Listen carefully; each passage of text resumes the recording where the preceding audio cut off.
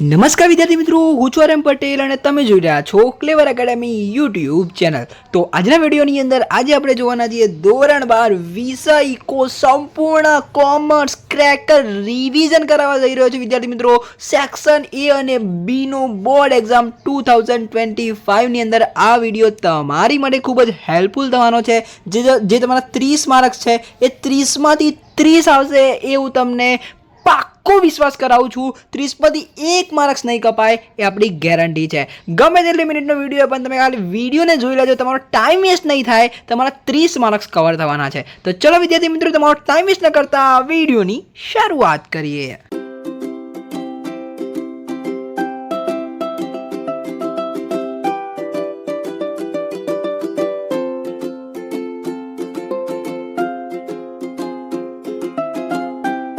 તો વિદ્યાર્થી મિત્રો, વિડીયોની શરૂઆત કરું એના પહેલાં હું તમને કહી દઉં કે આપણી ચેનલને સબસ્ક્રાઇબ કરી દેજો, કારણ કે તમને 25 તારીખે એટલે કે આજે તમે સેક્શન એ અને બીનો વિડીયો જોઈ રહ્યા છો અને 26 તારીખે બી આવી જ રીતે સવારે 9 વાગે આવી જશો, CDE તમને જોવા મળી જશે।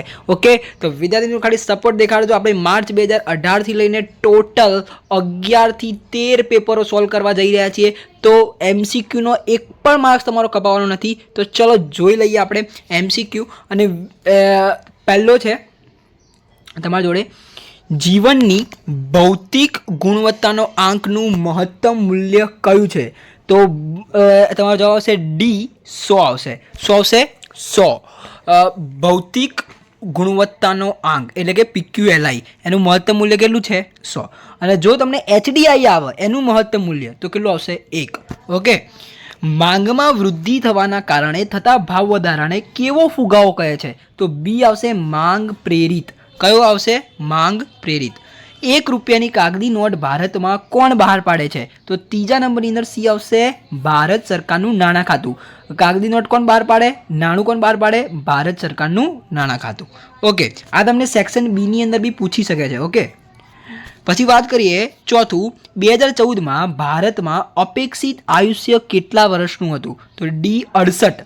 કેટલું અપેક્ષિત આયુષ્ય કેટલા વર્ષનું હતું? 68। ઓકે, પાંચમું, નવી ટેકનોલોજીને કારણે ઉદ્ભવતી બેકારીને કયા નામથી ઓળખવામાં આવે છે? તો એ આવશે ઘર્ષણજન્ય બેરોજગારી। એટલે આમાં એક વસ્તુ યાદ રાખવાનું, આની અંદર તમને નવી ટેકનોલોજી શબ્દ આવે, નવી ટેકનોલોજીને કારણે ઉદ્ભવતી બેકારી આવે એટલે જવાબ શું આવશે? ઘર્ષણજન્ય બેકારી। ઓકે, કયા પ્રકારની ઉત્પાદન પદ્ધતિ બેરોજગારીમાં વધારો કરે છે? તો છઠ્ઠાની અંદર એ આવશે, કયા પ્રકારની ઉત્પાદન પદ્ધતિ બેરોજગારીમાં વધારો કરે? તો મૂડી પ્રધાન। શું યાદ રાખવાનું? મૂડી પ્રધાન। 1951માં ભારતમાં કેટલી વસ્તી હતી? બરાબર, 1951માં ભારતમાં કેટલી વસ્તી હતી? તો 36.1 કરોડ। કેટલી આવશે? 36.1 કરોડ। ભૌતિક અને અભૌતિક વસ્તુઓ અને સેવાઓના આયાત નિકાસ મૂલ્ય શેમાં દર્શાવવામાં આવે છે? તો સી આવશે, લેણ દેણ તુલા। મોટા પાયાના ઉદ્યોગમાં કેટલું મૂડીરોકાણ કરવામાં આવતું હતું? તો 9માની અંદર બી આવશે, 10 કરોડથી વધુ। મોટા પાયાના ઉદ્યોગ આવે એટલે 10 કરોડથી વધુ। આર્થિક સુધારા કયા વર્ષમાં કરવામાં આવે છે? તો આર્થિક સુધારા 1991માં કરવામાં આવે છે। તો વિદ્યાર્થી મિત્રો, આ માર્ચ 2018નું પેપર હતું, એના MCQ આપણે 10 એકદમ કમ્પ્લીટ સોલ્વ કરી દીધા। સ્ક્રીનશોટ લઈ લેજો, કાં તો તમે નોટ ડાઉન કરી દેજો તમારા પેપરની અંદર, નોટની અંદર। ઓકે, પહેલાં આપણે MCQ બધા સોલ્વ કરી દઈશું। ઓકે, તો ચલો જોઈ લઈએ હવે જુલાઈ 2018 પેપર નંબર 2, જુલાઈ 2018, એની અંદર વિભાગ એ। તો પહેલો છે, 2014માં વિશ્વમાં માનવ વિકાસ આંકની દ્રષ્ટિએ ભારતનો ક્રમ કેટલામો છે? 130મો। કયો ક્રમ છે? 130। બીજું, વસ્તુઓ અને સેવાઓના બદલામાં જે સર્વસ્વીકૃત તે નાનું છે, આ નાનાની વ્યાખ્યા કોણે આપી હતી? રોબર્ટસને આપી હતી। રોબર્ટસન, વસ્તુઓ અને સેવાઓના બદલામાં જે સર્વસ્વીકૃત નાનું। હવે તમને એવું કહે કે નાનાની વ્યાખ્યા આપો, તો તમે આ વ્યાખ્યા લખીને આવો તો બી તમારી વ્યાખ્યા સાચી પડે। નાનાની વ્યાખ્યા આપો તમને પૂછાય સેક્શન બીમાં, તો વસ્તુઓ અને સેવાઓના બદલામાં જે સર્વસ્વીકૃત તે નાનું છે, આ વ્યાખ્યા તમે લખો તો સાચી પડશે। કયો ખ્યાલ ગુણાત્મક છે? તો જે નીચેમાંથી આપેલા છે એમાંથી કયો ખ્યાલ ગુણાત્મક છે? તો આર્થિક વિકાસ એ ગુણાત્મક છે। શાક સર્જનનું કાર્ય કોણ કરે છે? તો શાક સર્જનનું કાર્ય વેપારી બેંક કરે છે। કોણ કરે છે? વેપારી બેંક। 2013ના અહેવાલ મુજબ ભારતમાં સૌથી વધુ ગરીબી કયા રાજ્યમાં હતી? પાંચમાની અંદર આવશે ડી છત્તીસગઢ. શું આવશે? છત્તીસગઢ. તમને એવું કે સૌથી ઓછી ગરીબી ક્યાં હતી? તો ગોવા. ઓકે, કઈ આવશે? ગોવા. સૌથી વધુ ગરીબી કે? તો છત્તીસગઢ. સૌથી ઓછી ગરીબી કે? તો ગોવા. ઓકે. છઠ્ઠું, કઈ બેરોજગારી નવી ઉત્પાદન પદ્ધતિ અને ટેકનોલોજીના આગમનથી સર્જાય છે? તો છઠ્ઠાની અંદર શું આવશે? સી, ઘર સંચાલન. મેં તમને હાલ જ વાત કરી, આપણે 2018ના પેપરમાં જોયું હતું કે ટેકનોલોજી શબ્દ આવે તો કઈ બેરોજગારી ઉદ્ભવે? કરસનજન્ય બેરોજગારી. ઓકે, તો અહીંયા કયો શબ્દ આવ્યો? તો ટેકનોલોજી. તમને આ ફેરવીને પ્રશ્ન પૂછ્યો છે. જો તમે અહીંયા તમે જોઈ લો, માર્ચ 2018ની અંદર અહીંયા તમને પૂછ્યું હતું કે નવી ટેકનોલોજીને કારણે ઉદ્ભવતી બેકારીના કયા નામે ઓળખવામાં આવે છે? તો ઘર્ષણજન્ય બેરોજગારી. આવી રીતે પૂછાય. પછી આવી રીતે પૂછાય, કઈ બેરોજગારી નવી ઉત્પાદન પદ્ધતિ અને ટેકનોલોજીના આગમનથી સર્જાય છે? મૂળ ટેકનોલોજી શબ્દ આવ્યો એટલે શું આવશે? ઘર્ષણજન્ય બેરોજગારી. કયા દિવસને રોજગાર દિવસ તરીકે જાહેર કરેલ છે? Very most MCQ. કયા દિવસને રોજગાર દિવસ તરીકે જાહેર કરેલ છે? તો 7માની અંદર આવશે બી, 2 ફેબ્રુઆરી. શું આવશે? 2 ફેબ્રુઆરી. ઓકે. ભારતમાં સૌપ્રથમ વસ્તી ગણતરી કઈ સાલમાં કરવામાં આવી હતી? તો 8માની અંદર આવશે ડી, એટલે કે 1871. સૌ પ્રથમ વસ્તી ગણતરી ક્યારે કરવામાં આવી હતી? આપણે જોઈ લઈએ, એકવાર ક્રોસ ચેક કરી લઈએ. 8માની અંદર બી જ આવશે, ડી આવશે. ઓકે, મેં કીધું તમને 1871 આવી રહ્યું. 8માની અંદર ડી, 1871. ઓકે. સૌપ્રથમ વસ્તી ગણતરી કઈ સાલમાં કરવામાં આવી? 1871. 2014માં વિશ્વની કુલ નિકાસોમાં ભારત કયા ક્રમે હતું? તો 9માની અંદર આવશે બી, 19મા ક્રમે હતું. વિશ્વની કુલ નિકાસોમાં કે તો ભારત કયા ક્રમે? 19મા. અને એવું કે વસ્તીના ક્રમે ભારત કયા ક્રમે હતું? બીજા ક્રમે. ભલે અત્યારે પહેલા ક્રમે છે, ચીન બીજા ક્રમે છે, પણ આપણે ચોપડીની લેંગ્વેજ લખવાની છે. ચોપડીમાં જે આપેલું હોય એ સાચું છે, બરોબર? એટલે ચોપડીની અંદર ભારત બીજા ક્રમ લખ્યું છે, એટલે હવે બીજો ક્રમ લખવું પડશે. ઓકે. ભારતમાં સૌ પ્રથમ ખનિજ તેલના ભંડોળો કયા રાજ્યમાંથી પ્રાપ્ત થયા છે? તો 10માની અંદર સી આવશે, આસામ. શું આવશે? આસામ. સૌ પ્રથમ ખનિજ તેલના ભંડોળો કયા રાજ્યમાંથી પ્રાપ્ત થયા? આસામ. ઓકે, તો આ જુલાઈનું પેપર જોઈ લેજો એકવાર કમ્પ્લીટ. તો આની અંદર પહેલાની અંદર એ 130, બીજાની અંદર સી રોબર્ટસન, ત્રીજાની અંદર આર્થિક વિકાસ, ચોથાની અંદર તમારું વેપારી બેંક, પછી 5માની અંદર મેં તમને કીધું છત્તીસગઢ, 6ઠાની અંદર ઘર્ષણજન્ય બેરોજગારી, અહીંયા 2 ફેબ્રુઆરી, અહીંયા 1871, અહીંયા વિશ્વની કુલ નિકાસોમાં 1900માં, અને ખનિજ તેલના ભંડોળો કયા રાજ્યમાંથી પ્રાપ્ત થયા? તો આસામ. ઓકે, તો સ્ક્રીનશોટ લઈ લેજો. વાત કરીશું આગળનું પેપર, એટલે કે માર્ચ 2019નું પેપર. આર્થિક વિકાસનો સાચો માપદંડ કયો છે? તો ડી, માથાદીઠ આવકમાં વધારો. આર્થિક વિકાસનો સાચો માપદંડ કયો છે? આર્થિક વિકાસનો સાચો માપદંડ માથાદીઠ આવકમાં વધારો. બીજું, ઈસવીસન 2014માં નોર્વેનો માનવ વિકાસાંક કેટલો હતો? 2014માં નોર્વેનો માનવ વિકાસાંક 0.944 હતો. નોર્વેનો સૌથી વધારે હતો, બરોબર? વાસ્તવિક આવક કરતાં નાણાકીય આવક વધારે ઝડપી છે, વધે છે, તેને ફુગાવો કહે છે. એ કોણે વ્યાખ્યા આપી હતી? તો ત્રીજાનો તમારો જવાબ આવશે સી, પીગુ.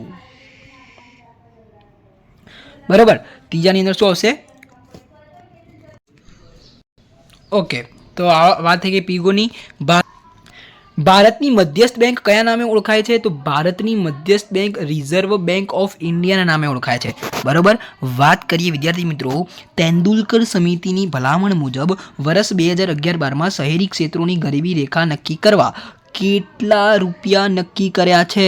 કેટલા રૂપિયા નક્કી કર્યા છે? 5માની અંદર શું આવશે? સી, 1000. કેટલા? 1000. શહેરી ક્ષેત્રોની ગરીબી રેખા નક્કી કરવા કેટલા? 1000. બેરોજગારીનો ખ્યાલ કોના સંદર્ભમાં સમજાવવામાં આવે છે? તો તમારો 6ઠાની અંદર તમારો જવાબ આવશે ડી, સક્રિય શ્રમના પુરવઠા. ઓકે, શું આવશે? સક્રિય શ્રમના પુરવઠા. વિશ્વમાં સૌથી વધુ વસ્તી ધરાવતા દેશમાં ભારત કયા ક્રમે આવે છે? મેં તમને કીધું એ પ્રમાણે એ બીજા ક્રમે તમારે લખવાનું રહેશે, ભલે અત્યારે પહેલા ક્રમે છે, બરોબર? નાબાર્ડની સ્થાપના કયા વર્ષમાં થઈ? નાબાર્ડની સ્થાપના 1982માં થઈ, બરોબર? ભારત સરકારે કઈ પંચવર્ષીય યોજના ખેતી ક્ષેત્રના વિકાસ માટે બનાવી હતી? તો 9માની અંદર ડી આવશે, પ્રથમ. કઈ આવશે? પ્રથમ. ભારત સરકારે પ્રથમ પંચવર્ષીય યોજના ખેતી ક્ષેત્રના વિકાસ માટે બનાવી હતી. બરાબર.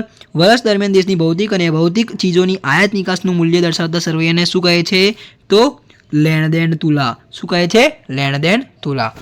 ઓકે, તો જોઈ લેજો, આની અંદર સ્ક્રીનશોટ લઈ લેજો. વાત કરી દઈએ જુલાઈ 2019નું પેપરની. જીવનની ભૌતિક ગુણવત્તા આંકનું મહત્તમ મૂલ્ય એટલે કે PQLIનું મહત્તમ મૂલ્ય મેં તમને હમણાં જ કીધું 100. બરાબર. ફરીથી રિપીટ થયો આ પ્રશ્ન.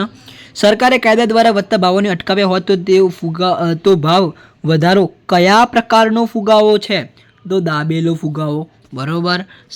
આર્થિક વિકાસ એ આર્થિક વૃદ્ધિનું ખાલી જગ્યા છે. શું છે? તો ત્રીજાની અંદર એ આવશે કારણ છે. શું છે? કારણ.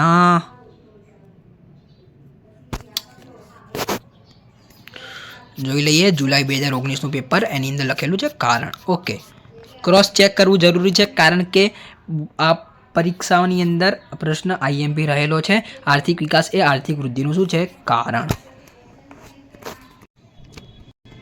ઓકે, તેંડુલકર સમિતિની ભલામણો મુજબ વર્ષ 2011-12 માટે શહેરી ક્ષેત્રોની ગરીબી રેખા નક્કી કરવા કેટલા રૂપિયા નક્કી કર્યા હતા? આ ફરીથી રિપીટ થયો છે. બરાબર. એટલે કે એની અંદર પ્રશ્ન આવશે 1000. તમને યાદ રાખવાનું કે શહેરી ક્ષેત્રોની ગરીબી રેખા નક્કી કરવા 1000 રૂપિયા નક્કી કર્યા હતા.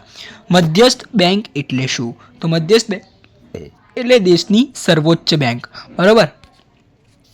ઈસવીસન 2011માં ભારતની કુલ વસ્તી કેટલી હતી? આ બી એકવાર ફરીથી રિપીટ થયેલો પ્રશ્ન છે. તો એની અંદર કયો આવશે? સી આવશે. 121.2 કરોડ. તો અહીંયા આપણે આગળની સાઈડે જોયું હતું 2011માં. જો મેં તમને કીધું એ પ્રમાણે કે 1951 અહીંયા વાત થઈ હતી. 1951માં ભારતની કેટલી વસ્તી હતી? 36.1 કરોડ. બરાબર. અને આપણે અહીંયા સોલ્વ કરતા હતા જુલાઈ 2019નું પેપર. બરાબર. તો જુલાઈ 2019માં શું પૂછ્યું હતું? ઈસવીસન 2011માં ભારતની કુલ વસ્તી કેટલી હતી? તો 121.2 કરોડ. 1951 આવે. 1951માં ભારતની કુલ કેટલી વસ્તી હતી? તો 36 કરોડ. અને 2011માં ભારતની કુલ કેટલી વસ્તી હતી? તો 121.2 કરોડ. ઓકે, વાત કરી દઈએ સાતમું. વેપાર તુલા એટલે શું? એટલે કે સાતમો પ્રશ્ન. ફરજિયાત સ્વરૂપની બેરોજગારીનો વિચાર કયા શ્રમના પુરવઠાના સંદર્ભમાં કરવામાં આવે છે? તો શું આવશે? નિષ્ક્રિય. કયા? નિષ્ક્રિય. વેપાર તુલા એટલે શું? તો 8માની અંદર શું આવશે? સી વસ્તુ વેપારની તુલા. વસ્તુ વેપારની તુલા. કયા પ્રકારની ઉત્પાદન પદ્ધતિ બેરોજગારીમાં વધારો કરે છે? તો આ પ્રશ્ન ફરીથી આવી ગયો. મૂડી પ્રદાન. બરાબર. આર્થિક સુધારા કયા વર્ષમાં કરવામાં આવ્યા? તો બી 1991. આ પ્રશ્ન રિપીટ થઈ ગયો. કયા પ્રકારની ઉત્પાદન પદ્ધતિ બેરોજગારીમાં વધારો કરે? મૂડી પ્રદાન. આર્થિક સુધારો કયા વર્ષમાં કરવામાં આવ્યા? 1991. આ થઈ ગયો જુલાઈ 2019. વાત કરી દઈએ માર્ચ 2020.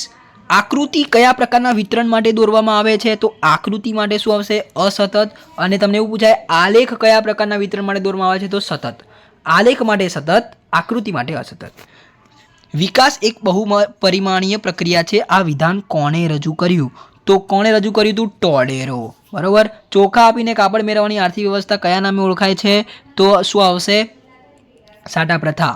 વિશ્વની સૌપ્રથમ બેંકની સ્થાપના કયા દેશમાં થઈ? કયા દેશમાં થઈ? તો સ્પેનમાં થઈ હતી. ચોથાની અંદર ડી આવશે. કઈ બેંક હતી એ? બેંક ઓફ બાર્સિલોના બેંકનું નામ હતું. સ્પેનમાં સ્થપાઈ હતી. અને ઈસવીસન કઈ હતી? 1401. આ યાદ રાખી લેજો. આ બધું હું તમને સાથે સાથે ઇન્ફોર્મેશન આપતો રહું છું. બરાબર. જેટલી મારી જોડે જેટલું નોલેજ હશે એટલું તમને આપતો રહીશ, જેથી પરીક્ષામાં તમારું એક પણ માર્ક્સ કપાશે નહીં. વિશ્વની સૌપ્રથમ બેંક ક્યારે સ્થપાઈ હતી? એટલે કે એ ક્યારે સ્થપાઈ હતી? 1401માં. કઈ સ્થપાઈ હતી? Bank of Barcelona. ક્યાં સ્થપાઈ હતી? સ્પેનમાં. ઓકે. બેરોજગારીના પ્રકારો નક્કી કરવા માટેના 4 માપદંડો કોણે રજૂ કર્યા? તો 5માની અંદર તમારો જવાબ આવશે બી. રાજકૃષ્ણ સમિતિ. છઠ્ઠું. વર્ષ 2014-15ના અંદાજ પ્રમાણે ખેતી ક્ષેત્રમાં રોજગારી મેળવતા લોકોનું પ્રમાણ કેટલું હતું? રોજગારી મેળવતા લોકોનું પ્રમાણ 49% હતું. 49%. ટચુકડા ઉદ્યોગોમાં મૂડી રોકાણની મર્યાદા કેટલી છે? તો ડી આવશે તમારો 25 લાખ. ટચુકડા ઉદ્યોગમાં મૂડી રોકાણની મર્યાદા કેટલી છે? 25 લાખ. બરાબર. પછી વર્ષ 2011માં ઔદ્યોગિક ક્ષેત્રે રોજગારીનું પ્રમાણ કેટલું હતું? ઔદ્યોગિક ક્ષેત્રે રોજગારીનું પ્રમાણ 24.3%. વીજળીનું ઉત્પાદન કયું માધ્યમ પ્રદૂષણ ફેલાવે છે? તો થર્મલ પાવર. ભારત સરકારના કુલ ખર્ચના કેટલા ટકા ખર્ચ આરોગ્ય પાછળ ખર્ચે છે? 4.4%. આ દેખો જે છઠ્ઠો જે છે 2020 વાળો એની અંદર આવશે સી 49%. મેં ટીક કરેલું કેમ રાખ્યું? તો વિદ્યાર્થી મિત્રો આ જે છે આ આંકડાવાળા પ્રશ્નો તમારે તૈયાર કરવા પડશે, બરાબર. 2014-15ના અંદાજ પ્રમાણે ખેતી ક્ષેત્રમાં રોજગારી મેળવતા લોકોનું પ્રમાણ 49% હતું.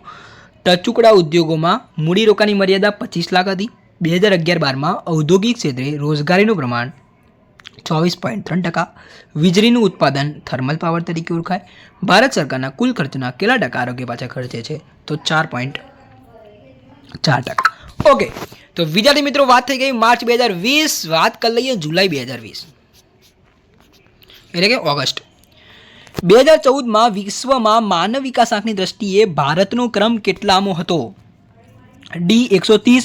વસ્તુઓ અને સેવાના બદલામાં જે સર્વસ્વીકૃત મેં તમને કીધું આ કયું આવશે? ડી રોબર્ટસન. શું આવશે? રોબર્ટસન. આ ફરીથી રિપીટ થયો. આરબીઆઈ અન્ય બેંકો પાસેથી અત્યંત ટૂંકા સમયનું ધિરાણ લે તેના દરને શું કહેવાય? તો ત્રીજાની અંદર શું આવશે? Reverse repo rate. શું કીધું આમાં? આરબીઆઈ બેંકો પાસેથી ધિરાણ લે. શું? આરબીઆઈ બેંકો પાસેથી ધિરાણ લે તો રિવર્સ રેપો રેટ, અને વેપારી બેંકો આરબીઆઈ પાસેથી લે એ રેપો રેટ. ઓકે. ભારતના વર્ષ 2014-16ના સમયગાળામાં કુપોષિત વ્યક્તિઓનું ટકાવારી પ્રમાણ કેટલું હતું? ટકાવારી પ્રમાણ કેટલું હતું? 15.2. કેટલું હતું? 15.2. કયા પ્રકારની બેરોજગારી સીમાંત ઉત્પાદકતા શૂન્ય હોય છે?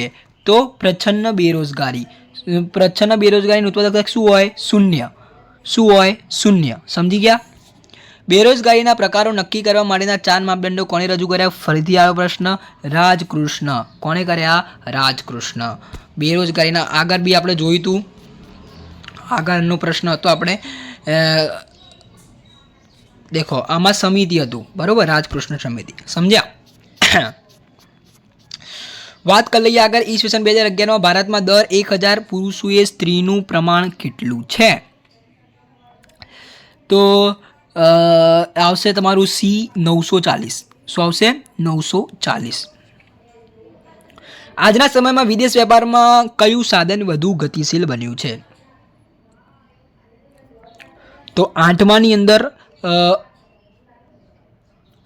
અંદર તમારે કયું સાધન વધુ ગતિશીલ? નિયોજન શક્તિ.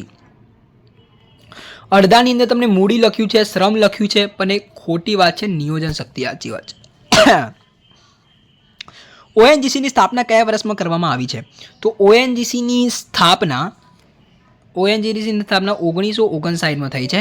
એનું પૂરું નામ છે oil and natural gas corporation, જો તમને પૂરું નામ પૂછાય તો, બરાબર. આર્થિક વૃદ્ધિનો પ્રશ્ન મુખ્યત્વે કેવા રાષ્ટ્રના પ્રશ્નો સાથે સંકળાયેલો છે? બી વિકસિત. જોઈ લેજો અહીંયા આ ઓએનજીસી વાળો મોસ્ટ આઈએમપી છે, અને આજના સમયમાં વિદેશ વેપારમાં વધુ કયું સાધન ગતિશીલ બન્યું છે?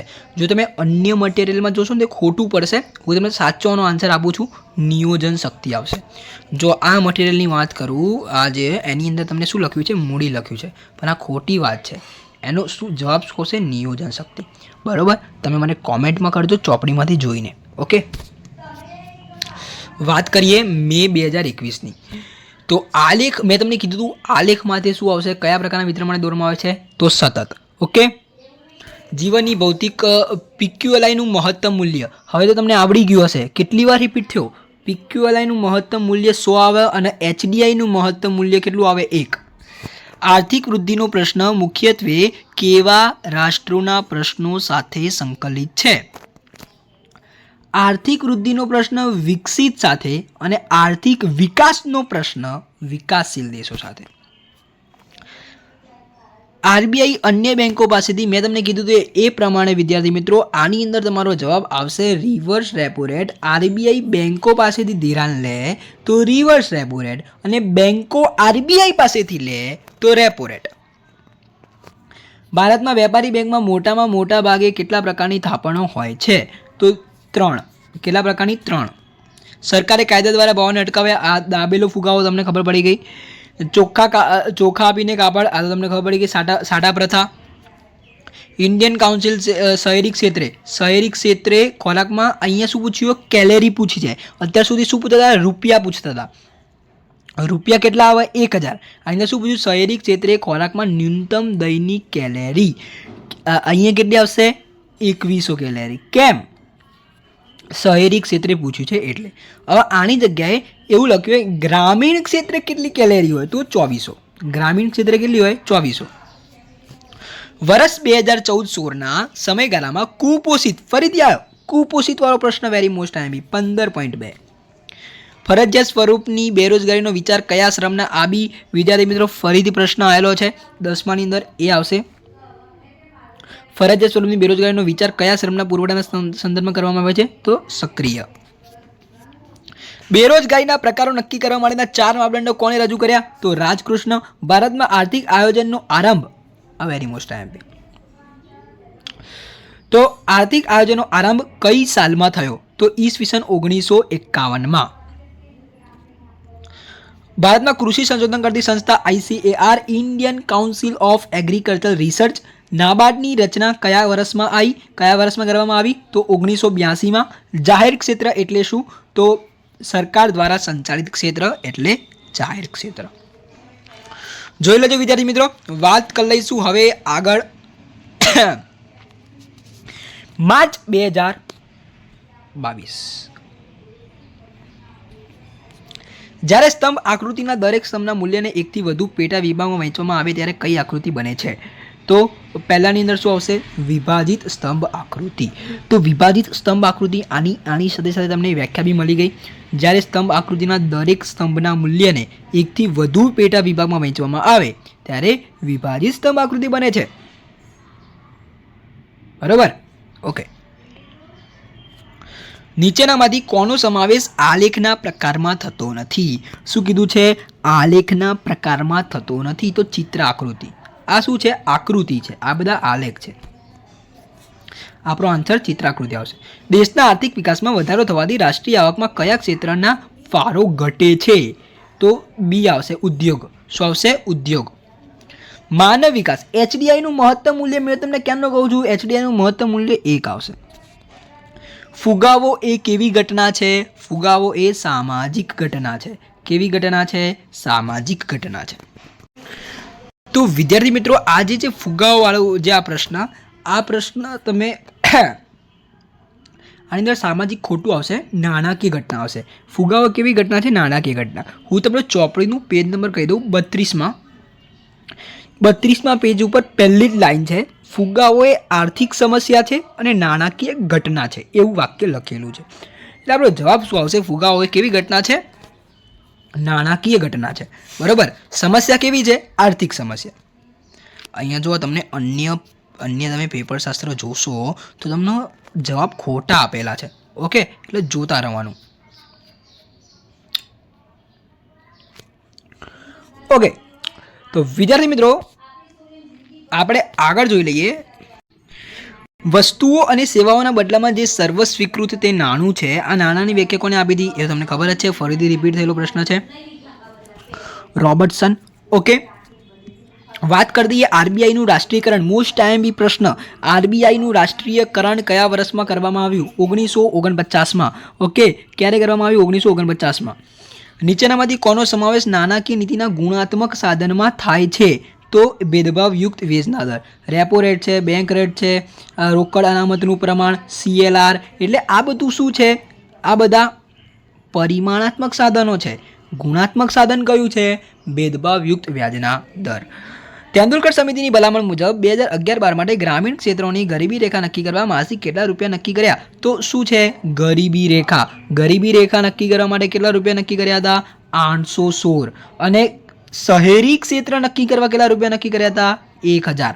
ઓકે, શહેરી આવે, શહેરીમાં શું હોય? વધારે વિકસિત થાય એટલે કેટલા? વધારે પૈસા. વધારે પૈસા એટલે 1000. ગરીબોમાં એટલે કે ગ્રામીણ ક્ષેત્રમાં શું હોય? ઓછા પૈસા એટલે કેટલા? 816. આ રીતે યાદ રાખજો. ઓકે, આઈ હોપ કે તમે સમજી ગયા છો.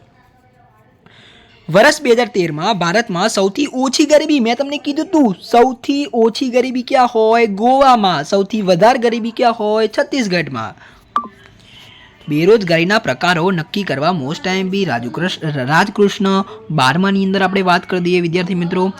સક્રિય શ્રમના પુરવઠામાં સામાન્ય રીતે કયા વય જૂથની વ્યક્તિઓનો સમાવેશ થાય? સી 15 થી 64 વર્ષ. 15 થી 64 વર્ષ, બરોબર. ઈસવીસન 2011માં ભારતમાં મૃત્યુદરનું પ્રમાણ કેટલું છે? 7.1. મૃત્યુદરનું પ્રમાણ કેટલું છે? 7.1. 2011માં ભારતમાં મૃત્યુદરનું પ્રમાણ પૂછે તો 7.1. નીચેનામાંથી કયા પાકનો સમાવેશ અનાજમાં થાય છે? તો અનાજમાં બાજરીનો થાય, કારણ કે આ બધા શું છે? તેલીબિયા પાક છે. મગફળી, શેરડી, કપાસ, સન, રબર. તમને એવું કે તેલીબિયા પાકના ઉદાહરણ આપો તો આ બધા લખવાના: મગફળી, શેરડી, કપાસ, સન, રબર. ઓકે. નીચેનામાંથી કોનો સમાવેશ કૃષિ ક્ષેત્રના સંસ્થાકીય પરિબળોમાં થાય છે? તો 15માં શું આવશે? સી, ગ્રામીણ સમાજ વ્યવસ્થા. નીચેનામાંથી કોનો સમાવેશ કૃષિ ક્ષેત્રના સંસ્થાકીય પરિબળોમાં થાય છે? ગ્રામીણ સમાજ વ્યવસ્થા. આજના સમયમાં વિદેશ વેપારમાં કયું સાધન વધુ ગતિશીલ બન્યું છે? તો 16માં શું આવશે? સી, નિયોજન શક્તિ. શું આવશે? નિયોજન શક્તિ. મોસ્ટ ટાઈમ બી પ્રશ્ન છે. લેનદેનની તુલનામાં કેટલા ખાતા હોય? તો લેનદેનની તુલનામાં કેટલા ખાતા હોય? 2 ખાતા હોય. લેનદેનની તુલનામાં કેટલા ખાતા હોય? 2. રેલવે કયા પ્રકારના ઉદ્યોગનું ઉદાહરણ છે? તો ખાતાકીય ઉદ્યોગ, બરોબર. કયા ઉદ્યોગમાં મૂડીરોકાણની મર્યાદા 25 લાખ સુધીની હોય? તો ટચુકડા ઉદ્યોગોમાં 25 લાખ સુધીની હોય. ભારતીય બંધારણે કઈ વય સુધીમાં બાળકોને પ્રાથમિક શિક્ષણ મફત અને ફરજિયાત ધોરણે પ્રાપ્ત થવું જોઈએ તેવું કહ્યું છે? તો 20માં આવશે ડી, 6 થી 14 વર્ષ સુધીના બાળકોને મફત શિક્ષણ મળશે. ઓકે. વાત કરી દઈએ વિદ્યાર્થી મિત્રો જુલાઈ 2022. આર્થિક માહિતી અંગેની ડેટા સીડી કોણ તૈયાર કરે છે? તો સી આવશે, પ્રયોગશાળાઓ, સંશોધન કેન્દ્રો, કેન્દ્ર સરકાર. આલેખ તો તમને ખબર છે, આલેખ કયા પ્રકારનું વિતરણ? સતત. 2014માં માનવ વિકાસ આંકની દ્રષ્ટિએ વિશ્વમાં પ્રથમ સ્થાન ધરાવનાર દેશ કયો છે? તો નોર્વે. કયો છે? નોર્વે. માનવ વિકાસ આંકની દ્રષ્ટિએ કીધું. ઓકે. પીક્યુએલઆઈનું મહત્તમ મૂલ્ય 100 અને એચડીઆઈનું મહત્તમ મૂલ્ય 1. માંગમાં વૃદ્ધિ થવાના કારણે થતા ભાવ વધારાને શું કહે છે? માંગ પ્રેરિત. ચોખા આપીને કાપડ મેળવવાની આર્થિક વ્યવસ્થા કયા નામે ઓળખાય છે? સાટા પ્રથા. મધ્યસ્થ બેંક એટલે શું? દેશની સર્વોચ્ચ બેંક. આ બધા રિપીટ થયેલા પ્રશ્ન છે. ભારતમાં વેપારી બેંકમાં મોટે ભાગે કેટલા પ્રકારની થાપણો હોય છે? તો 3. આ બી રિપીટ થયેલો પ્રશ્ન છે. Indian council of medical research ગ્રામીણ ક્ષેત્રે એ કેટલી કેલેરી? ગ્રામીણ ક્ષેત્રે આવે તો 24 કેલેરી, 2400. અને શહેરી ક્ષેત્રે આવે તો કેટલી આવશે? 2100. 2011-12ના અંદાજો મુજબ 30 થી 40% નિરપેક્ષ ગરીબીની એક શ્રેણીમાંથી નીચેનામાંથી કયા રાજ્યોનો સમાવેશ થાય છે? તો શું આવશે? ઓડિશા. વાત કરીએ વિદ્યાર્થી મિત્રો કયા પ્રકારની ઉત્પાદન પદ્ધતિ બેરોજગારીમાં વધારો કરે છે? તો શું આવશે? શ્રમ પ્રધાન. કયા પ્રકારની ઉત્પાદન પદ્ધતિ બેરોજગારીમાં વધારો કરે છે? શ્રમ પ્રધાન. ટેકનોલોજી વિકાસને કારણે મેં તમને આગળ જ બી કીધું હતું, શરૂઆત થઈ આપણે એટલે જ કે ટેકનોલોજી આવે એટલે કઈ બેરોજગારી આવે? ઘર્ષણજન્ય. ભારતમાં સૌપ્રથમ વસ્તી ગણતરી કઈ સાલમાં કરવામાં આવી? 1813ની અંદર તમારો જવાબ આવશે ઈ. સૌ પ્રથમ વસ્તી ગણતરી ક્યારે કરવામાં આવી હતી? 1871. સૌ પ્રથમ વસ્તી ગણતરી. ઓકે. સૌ પ્રથમ વસ્તી ગણતરી ક્યારે કરવામાં આવી હતી? 1871. હવે જો અહીંયા આ વિકલ્પનો આન્સર તમે મને કોમેન્ટમાં કરજો. આનો જવાબ તો 1871 જ આવે, પણ આપણી ચોપડીના આધારે જઈએ મારા વાલા વિદ્યાર્થી મિત્રો. તો ચોપડીની અંદર પેજ નંબર 80 ચેક કરજો તમે. પેજ નંબર 80 એની અંદર એવું લખ્યું છે કે વસ્તી ગણતરીની શરૂઆત 1891માં થઈ હતી. કયામાં? 1891.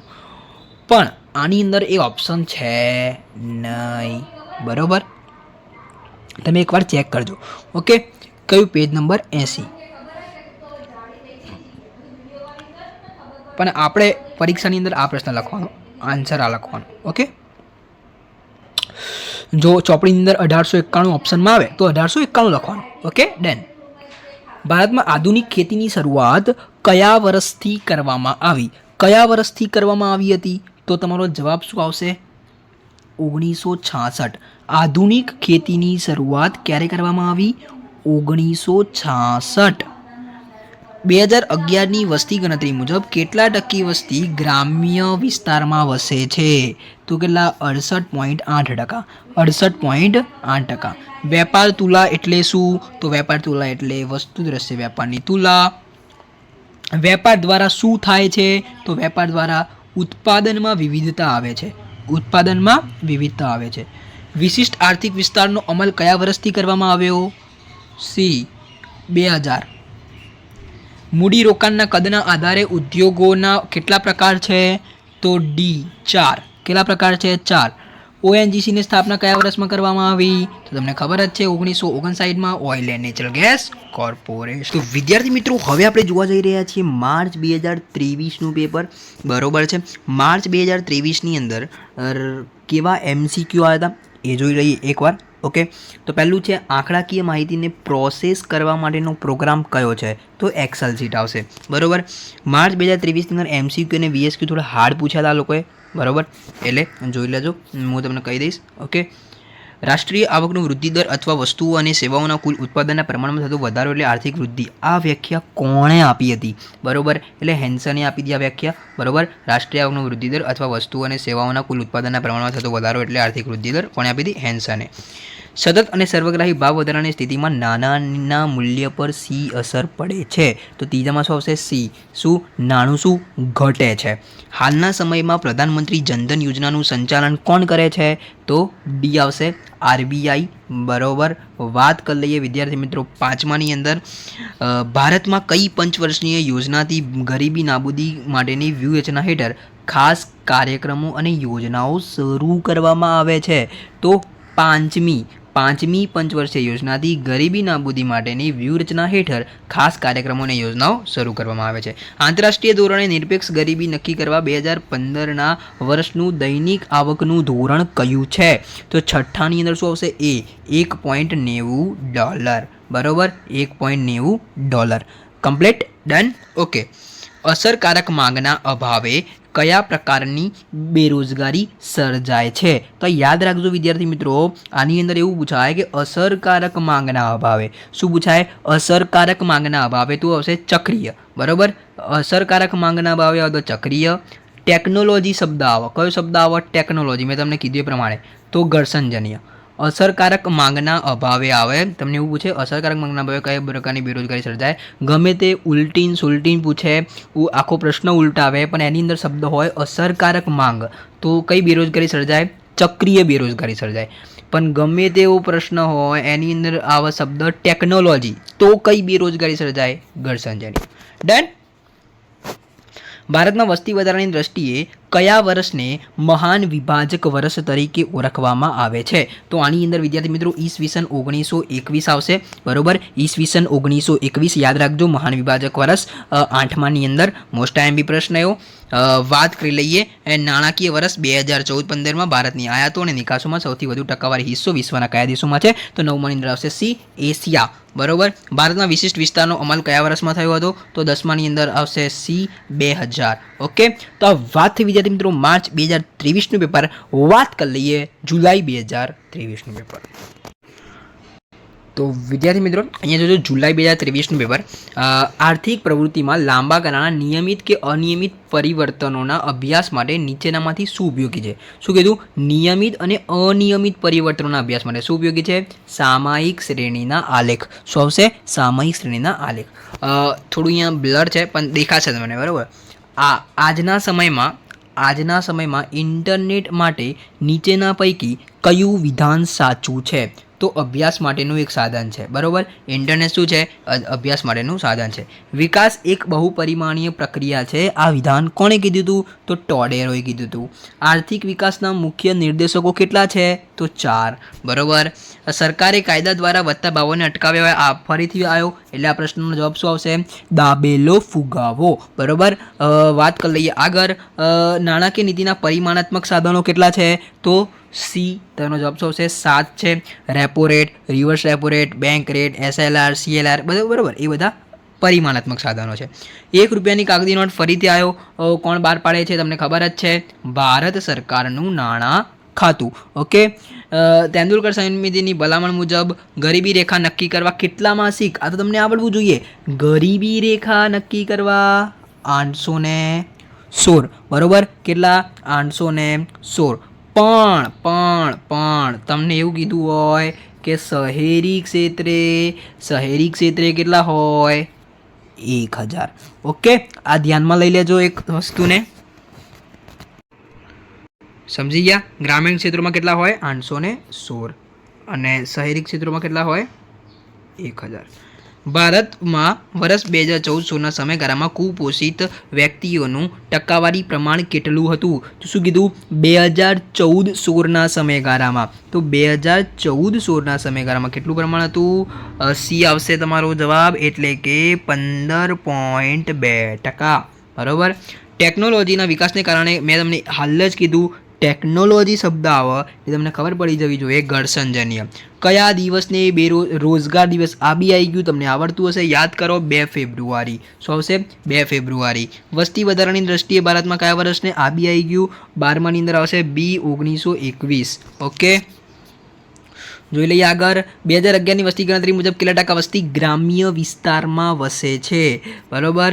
અહીંયા ઓકે, ગ્રામ્ય વિસ્તારમાં વસે છે તો કેટલું આવશે? 68.8%. 13માની અંદર શું આવશે? એ 68.8%. ખેતી ક્ષેત્રમાં વર્ષ 2011-12માં રાષ્ટ્રીય આવકનો ફાળો કેટલો છે? તો આમાં આવશે 13.9%. 13મો થઈ ગયો, 14મો થઈ ગયો સોલ્વ. 15માં જોઈ લઈએ. ભૌતિક અને ભૌતિક વસ્તુઓનો સમાવેશ નીચેના પૈકી શેમાં થાય છે? તો 15માની અંદર આવશે બી લેનદેનની તુલા. નીચેના પૈકી કયું કારણ વિદેશ વેપાર માટેનું નથી? બરાબર. નીચેના પૈકી કયું કારણ વિદેશ વેપાર માટેનું નથી? તો એની અંદર શું આવશે? રાજકીય. શું આવશે? રાજકીય. ટચુકડા ઉદ્યોગોમાં મૂડીરોકાણની મર્યાદા કેટલી છે? તમને ખબર જ છે. આની અંદર બી ડી આવશે, 25 લાખ. કયો વિકસિત દેશ ઔદ્યોગિક દેશ નથી?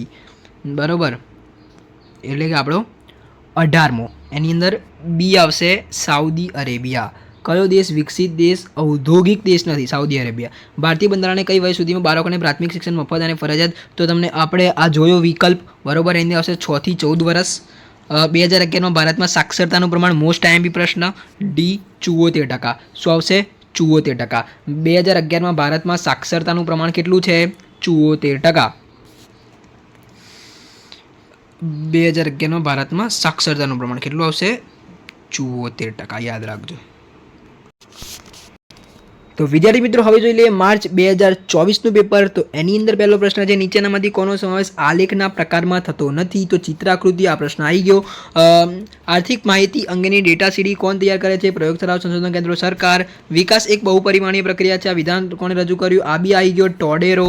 બરોબર. આ બધા પ્રશ્ન રિપીટ થાય છે એટલે ફટાફટ જવા દઉં છું.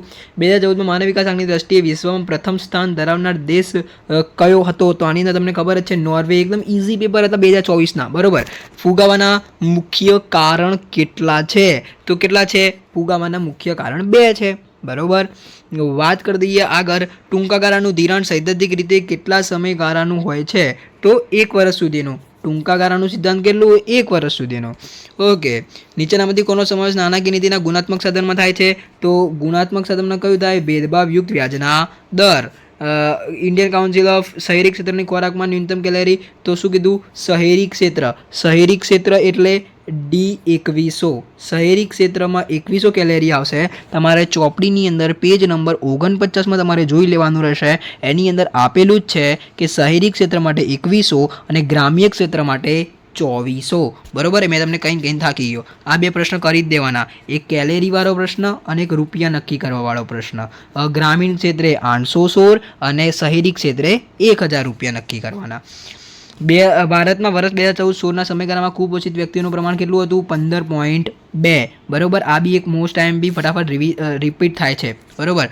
બેરોજગારીની સમસ્યાના અભ્યાસ અર્થે રચાયેલા સમિતિનું નામ આપો. તો 10માની અંદર તમારો જવાબ આવશે બી ભગવતી. બેરોજગારીની સમસ્યાના અભ્યાસ અર્થે રચાયેલ સમિતિનું નામ બરાબર, આ એક ટ્વિસ્ટેડ પ્રશ્ન કહી શકાય, ટ્વિસ્ટ પ્રશ્ન, એક જ પ્રશ્ન નીકળેલો છે. ઓકે, બધા આમાં રાજકૃષ્ણ લખીને આવ્યા છે, પણ આની અંદર પ્રશ્ન વાંચવો પડે તમારે. બેરોજગારીની સમસ્યાના અભ્યાસ અર્થે રચાયેલ સમિતિનું નામ ભગવતી આવશે. શું આવશે? ભગવતી. Okay, done. આગળ જોઈ રહ્યા વિદ્યાર્થી મિત્રો, 11મું, કયા પ્રકારની ઉત્પાદન પદ્ધતિ બેરોજગારીમાં વધારો કરે છે? તો 11માની અંદર તમારો જવાબ આવશે મૂડી પ્રદાન. કયા પ્રકારની ઉત્પાદન પદ્ધતિ બેરોજગારીમાં વધારો કરે? મૂડી પ્રદાન. અને સ્વતંત્રતા પછી ભારતમાં સૌપ્રથમ વસ્તી ગણતરી પત્રક કયા વર્ષમાં તૈયાર થયું? તો 12માની અંદર બી આવશે, ઈસવીસન 1951માં. સ્વતંત્રતા પછી ભારતમાં સૌપ્રથમ વસ્તી ગણતરી પત્રક કયા વર્ષમાં તૈયાર થયું? તો ઈસવીસન 1951માં. બરોબર, 12માની અંદર બી. ભારતના કયા રાજ્યમાં દર 1000 પુરુષોએ સ્ત્રીઓનું પ્રમાણ વધારે છે? અહીંયા શું કીધું વિદ્યાર્થી મિત્રો? રાજ્ય પૂછ્યું એટલે કેરળ. શું આવશે? કેરળ. એક ટ્વિસ્ટેડ પ્રશ્ન કહી શકાય. એક પ્રશ્ન, બે પ્રશ્ન કેટલા નીકળ્યા પેપરમાંથી? 3 પ્રશ્ન ટ્વિસ્ટેડ પ્રશ્ન નીકળ્યા અત્યાર સુધીમાં. આ બી એકદમ ઇઝી છે. ભારતમાં કૃષિ સંશોધન કરતી ICAR, Indian council of agriculture research. આજના સમયમાં વિદેશ વ્યવહારમાં કયું સાધન વધુ ગતિશીલ બન્યું? આ બી એકદમ રિપીટ પ્રશ્ન છે. નિયોજન શક્તિ. બરાબર, ઓકે. તો 15માની અંદર શું હશે? સી. લેનદેનની તુલામાં કેટલા પ્રકાર હોય? તો લેનદેનની તુલામાં 2 હોય. બરાબર. અગરબત્તી ઉદ્યોગ, આ બી એકદમ ઇઝી છે. અગરબત્તી ઉદ્યોગ, ખાખરા, એ બધા કેમાં આવે? ગૃહ ઉદ્યોગમાં આવે. બરાબર, કેમાં આવે? ગૃહ ઉદ્યોગમાં. ઓકે. વિશિષ્ટ આર્થિક વિસ્તારનો અમલ ક્યારે થયો? વિશિષ્ટ આર્થિક વિસ્તારનો અમલ 2000માં થયો. આ બી એકદમ ફટાફટ રિપીટ થાય છે. બરાબર, વધારેમાં વધારે રિપીટ થયેલો પ્રશ્ન છે. 2011નો આશરે કેટલા ટકા વસ્તી શહેરોમાં રહેતી હતી? તો બી આવશે, 32%. 2011માં શહેરોમાં કેટલી ટકા વસ્તી રહેતી હતી? 32%. 2011ની વાત કરે છે. ONGC, oil and natural gas corporation, ક્યારે? 1959. બરાબર. તો વિદ્યાર્થી મિત્રો, આ વાત થઈ ગઈ આપણા. ખાલી આમાં 3 થી 4 વિકલ્પો ટ્વિસ્ટેડ કરવામાં આવ્યા, એટલે ધ્યાન રાખજો. તમારા બી આવું થઈ શકે 2025ની અંદર. ઓકે, ચલો વાત કરી લઈએ જુલાઈ 2024ની. તો આની અંદર વૃત્તાંશ આકૃતિમાં વર્તુળનું કુલ કેટલું ક્ષેત્રફળ છે? તો કેટલું? 360°. બરાબર. એક આ ટ્વિસ્ટેડ પ્રશ્ન છે. નીચેનામાંથી કયો આર્થિક વિકાસનો નિર્દેશક નથી? બરાબર, કયો આર્થિક વિકાસનો નિર્દેશક નથી? તો શું આવશે? એ NSI. બરાબર, શું આવશે? NSI. કયો ખ્યાલ ગુણાત્મક છે? તો કયો ખ્યાલ ગુણાત્મક છે? તો આની અંદર આવશે આર્થિક વિકાસ. બરાબર, શું આવશે? આર્થિક વિકાસ. ફુગાવાની સાચી સ્થિતિ અર્થતંત્રમાં સાધનોની પૂર્ણ રોજગારી બાદ ભાવ વધે ત્યારે સર્જાય છે, આવું કયા અર્થશાસ્ત્રી માને છે? તો ચોથાની અંદર શું આવશે? સી આવશે, કેઇન્સ. ફુગાવાની સાચી સ્થિતિ અર્થતંત્રમાં સાધનોની પૂર્વ રોજગારી બાદ વધે છે, કેઇન્સ માને છે. ભારતમાં વેપારી બેંકમાં મોટે ભાગે કેટલા પ્રકારની થાપણો હોય છે? તો 3 પ્રકારની થાપણો હોય છે. બરાબર છે. 5માની અંદર વેપારી બેંકની શાકસજાની પ્રવૃત્તિ વધે ત્યારે નાણાં પુરવઠા પર કેવી અસર પડે છે? તો 6ની અંદર બી વધારો થાય છે. વ્યક્તિની ખોરાકમાં ન્યૂનતમ દૈનિક કેલરી શહેરી ક્ષેત્રે કેટલી કેલરી કીધી છે? 2100. અને ગ્રામીણ ક્ષેત્રે 2400. લોરેન્જ વક્ર દ્વારા શું માપી શકાય છે? તો લોરેન્જ વક્ર દ્વારા શું માપી શકાય છે? સાપેક્ષ ગરીબી માપી શકાય છે. બરાબર. ભગવતી સમિતિ કઈ સમસ્યાના અભ્યાસ માટે રચાઈ છે? તો બેરોજગારી. હમણાં આ સવાલને ઊંધો કરી દીધો. બરાબર, આપણે પૂછ્યું હતું કે બેરોજગારી કઈ સમિતિના અભ્યાસ માટે રચાઈ છે? તો ભગવતી સમિતિ. કયા બેરોજગારને ખુલ્લા બેરોજગાર પણ કહે છે? કયા બેરોજગારને ખુલ્લા બેરોજગાર પણ કહે છે? તો સંપૂર્ણ બેરોજગાર. બરાબર. ભારતમાં કયા રાજ્યમાં દર 1000 પુરુષોએ સ્ત્રીઓનું પ્રમાણ વધારે છે? તો આપણે જોયું 11માં કેરળ આવશે. બરાબર, શું આવશે? કેરળ. ઈસવીસન 2011માં ભારતમાં જન્મદરનું પ્રમાણ કેટલું છે? તો જન્મદરનું પ્રમાણ 21.8 છે. બરાબર. નીચેનામાંથી અનાજનું ઉદાહરણ કયું છે? નીચેનામાંથી અનાજનું ઉદાહરણ મકાઈ છે, શેરડી, મગફળી. આ તો ફૂલનું નામ છે. આ બંને તેલીબિયા છે. ઓકે, વાત કરી લઈએ આગળ. કયા ક્ષેત્રને ભારતીય અર્થતંત્રની કરોડરજ્જુ તરીકે ઓળખવામાં આવે છે? તો આની અંદર 14માં બી કૃષિ ક્ષેત્ર, ખેતી ક્ષેત્ર. બરાબર. વેપાર તુલા એટલે શું? 15માની અંદર તમારું વેપાર તુલા એટલે શું? સી આવશે, દ્રશ્ય વેપારી તુલા. બરાબર. ભારત માટે હુંડીમાંનો દર નીચો થાય ત્યારે આંતરરાષ્ટ્રીય બજારમાં ભારતના ચલણમાં મૂલ્યમાં શું ફેરફાર થાય? શું થાય? મૂલ્યમાં મૂલ્યમાં શેનો ફેરફાર તમને થઈ શકે છે? તો આની અંદર આવશે વધારો. શું આવશે? વધારો. ટચુકડા ઉદ્યોગ આ એકદમ ફટાફટ બહુ બધી વખત રિપીટ થયેલો છે. તો શું આવશે? 25 લાખ. 18મો પ્રશ્ન જોઈ લઈએ. જાહેર ક્ષેત્ર એટલે શું? સરકાર દ્વારા સંચાલિત ક્ષેત્ર. 2050 સુધીમાં વિશ્વની કેટલી વસ્તી શહેરોમાં રહેતી હશે? તો 19માની અંદર આવશે 2/3. કેટલા? 2/3 2050 સુધીમાં. ઓએનજીસીની સ્થાપના તમને ખબર જ છે 1959માં, oil and natural gas corporation. તો વિદ્યાર્થી મિત્રો, સેક્શન એના આપણે 20 માર્ક્સના જોઈ લીધા, તમામ MCQ બરોબર, અને મસ્ત રીતે તમારો સોલ્વ થયો હશે, મસ્ત રીતે તમારું રિવિઝન થયું હશે. હવે આપણે વાત કરવાના છીએ સેક્શન નંબર બી. એવી જ રીતે હું તમને VSQ તમને કરાવીશ બરાબર, એકદમ પ્રોપર રીતે બરાબર. AB PYQ ના લઈને આવી ચૂક્યો છું બરાબર. જોઈ લઈએ. પહેલો છે આકૃતિ એટલે શું? તો સ્વયં અને સ્પષ્ટ માહિતીનું ચિત્ર દ્વારા પ્રતિનિધિત્વ એટલે આકૃતિ, અને સ્વયં અને સ્પષ્ટ ન હોય તેવી માહિતીનું ચિત્ર દ્વારા પ્રતિનિધિત્વ એટલે આલેખ બરાબર. આકૃતિ અને આલેખ આ બંને જોઈ લેજો. વાત કરીશું બીજું, CMIEનું પૂરું નામ. તો centre for monitoring Indian economy. આને તમે સ્પેલિંગ દ્વારા ના લખો તો બી ચાલે, તમે ઉચ્ચાર બી લખી શકો છો આવી રીતે, centre for monitoring Indian economy બરાબર. વાત કરી લઈએ સંબંધિત માહિતી માટે કઈ આકૃતિ અનુકૂળ છે? તો સંબંધિત માહિતી માટે પાસેની સ્તંભ આકૃતિ અનુકૂળ છે. કઈ છે? પાસેની સ્તંભ આકૃતિ. વૃત્તાંશ આકૃતિ એટલે શું? કુલ માહિતીના પેટા વિભાગોને વર્તુળના અંશના પ્રમાણમાં દર્શાવતી આકૃતિને વૃત્તાંશ આકૃતિ કહે છે. આ ધારો કે આ બધી માહિતી છે, એમાં બી માહિતીમાં શું હોય? પેટા વિભાગ. એના અંશના પ્રમાણમાં દર્શાવતી, અંશ એટલે કેટલા અંશ હોય? 360 અંશ બરાબર. આપણે આગળ જોઈશું એનું સૂત્ર. સ્તંભ આકૃતિ એટલે શું? કોઈ એક આધાર એટલે કયા? સમય, પ્રદેશ અને સ્થળ. કોઈ એક આધાર પર કોઈ ચલનું મૂલ્ય દર્શાવતી આકૃતિ એટલે સ્તંભ આકૃતિ. સ્તંભ આકૃતિની વ્યાખ્યા શું આવશે? કોઈ એક આધાર પર કોઈ ચલનું મૂલ્ય દર્શાવતી આકૃતિ એટલે સ્તંભ આકૃતિ. દેખો, વૃત્તાંશ આકૃતિમાં કુલ માહિતી હોય, એમાં પેટા વિભાગ પડતા હોય અને એમાં અંશનું પ્રમાણ હોય, એ દર્શાવે એને શું કહેવાય? વૃત્તાંશ આકૃતિ. સ્તંભ આકૃતિમાં શું હોય? એમાં આધાર હોય અને એમાં ચલ હોય, ચલનું મૂલ્ય દર્શાવે, એમાં શું હોય? સ્તંભ આકૃતિ. ડેટા સીડી એટલે શું? તો અર્થતંત્રની વિવિધ આંકડાકીય માહિતીનો સંગ્રહ કરીને તૈયાર કરવામાં આવતી ડિસ્કને ડેટા સીડી કહે છે. ડેટા સીડીનું ફૂલ ફોર્મ બી પૂછાઈ શકે, એટલે કે તમને એવું પૂછે કે સીડીનું પૂરું નામ જણાવો તો શું આવશે? કમ્પેક્ટ ડિસ્ક. શું આવશે? કમ્પેક્ટ ડિસ્ક. આર્થિક વૃદ્ધિ એટલે શું? આર્થિક વૃદ્ધિ એટલે સમયના લાંબા ગાળામાં અર્થતંત્રમાં ચીજ વસ્તુઓના કુલ ઉત્પાદનમાં થતો ફેરફાર. સમયનો લાંબો ગાળો હોય, ચીજ વસ્તુઓના કુલ ઉત્પાદનમાં થતો ફેરફાર. આર્થિક વિકાસ એટલે સમયના લાંબા ગાળામાં આવકના વધારાની સાથે વસ્તીની સુખાકારીમાં વધારો. એટલે આવક વધે તો વસ્તી વધે, આવકના વધારાની સાથે વસ્તીની સુખાકારીમાં વધારો. આર્થિક વૃદ્ધિની વ્યાખ્યામાં શું છે? સમયના લાંબા ગાળામાં અર્થતંત્રમાં ચીજ વસ્તુમાં કુલ ઉત્પાદનમાં થતો વધારો અને સમયના આવકની વધારાની સાથે વસ્તીની સુખાકારીમાં વધારો. માથાદીઠ આવક એટલે એકદમ ઇઝી, કુલ રાષ્ટ્રીય આવકને કુલ વસ્તી વડે ભાગતા જે આવક મળે તેને માથાદીઠ આવક કહે છે. જીવનની ભૌતિક ગુણવત્તાનો અંક કોણે રજૂ કર્યો? તો ડેવિસ મોરિસે. યાદ રાખજો, ડેવિસ મોરિસે રજૂ કર્યો તો જીવનનો ભૌતિક ગુણવત્તાનો અંક. 2014માં HDIના કેટલા દેશોના આંક બહાર પાડ્યા છે? HDIના કેટલા દેશો? 188 દેશો બહાર પાડ્યા છે. બાળ મૃત્યુદર એટલે શું? તો બાળ મૃત્યુદર એટલે દર વર્ષે પ્રત્યેક 1000 જીવતા અને જન્મેલા બાળકોમાં 1 વર્ષ સુધીમાં મૃત્યુ પામતા બાળકોનું પ્રમાણ. એટલે પ્રત્યેક 1000 જીવતા, દર વર્ષે 1000 જીવતા અને જન્મેલા બાળકો હોય, 1 વર્ષ સુધીમાં જન્મેલા હોય અને મૃત્યુ પામે, એમને શું કહેવાય? બાળકોનું પ્રમાણ.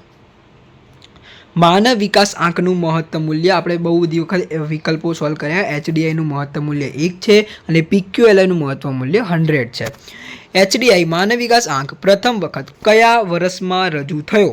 કયા વર્ષમાં રજૂ થયો? તો 1990માં. કોણે રજૂ કર્યો? તો UNO. અને ક્યાં રજૂ થયો? તો UNDP બરોબર. સેનિટેશનની સુવિધા શેમાં વધારો સૂચવે છે? તો સેનિટેશનની સુવિધા ભૌતિક ગુણવત્તામાં વધારો સૂચવે છે, જીવનની ભૌતિક ગુણવત્તામાં. કોઈ પણ ડાઉટ હોય તો નીચે કોમેન્ટ કરજો, જેથી હું તમને કોમ્યુનિટી પોસ્ટ દ્વારા એનો આન્સર કરવાનો પ્રયત્ન કરીશ. સાક્ષરતાનું પ્રમાણ એટલે શું? તો દેશની કુલ વસ્તીમાંથી શિક્ષણ મેળવેલી વસ્તીની ટકાવારી, એટલે કે શિક્ષણ મેળવેલી જે વસ્તી હોય ને, શિક્ષણ મેળવેલી એટલે 12 પાસ હોય, ગ્રેજ્યુએટ થયેલી વ્યક્તિ હોય, એટલે કે શિક્ષણ થયેલી વ્યક્તિ, એને સાક્ષરતાનું પ્રમાણ કહેવાય. ઓકે, એકદમ સિમ્પલ ભાષામાં કહીએ તો, અને પ્રોપર વ્યાખ્યા તમે અહીંયા લખી શકો છો. વાત કરીએ તો વિદ્યાર્થી મિત્રો, તમારી માટે બહુ બધી મહેનત કરેલી છે. લાઇક કરી દેજો. તમામ PYQ છે ને એનું એનાલિસિસ કરીને આ PDF બનાવેલી છે VSQ વાળા. MCQ બી મેં તમને જુલાઈ 2023, જુલાઈ 2024 બધા જ કરાયા. ઓકે, એટલે લાઇક તો એ કરી જ દેજો અને તમારા મિત્રોને શેર કરી દેજો, જેથી એ બી પાસ થઈ શકે, સારા માર્ક્સ લાવી શકે. બરાબર, આમાંથી તમને લાગે છે કે 30 માર્ક્સ હવે તમારા જશે? લાગે છે? કોમેન્ટ જરૂરથી કરજો. રાષ્ટ્રીય આવકની તુલનામાં માથાદીઠ આવકનો માપદંડ શા માટે વધુ આવરદાયક છે? તો માથાદીઠ આવક દેશની વસ્તીને ધ્યાનમાં લે છે, તેથી રાષ્ટ્રીય આવકની તુલનામાં માથાદીઠ આવકનો માપદંડ વધુ આવરદાયક છે.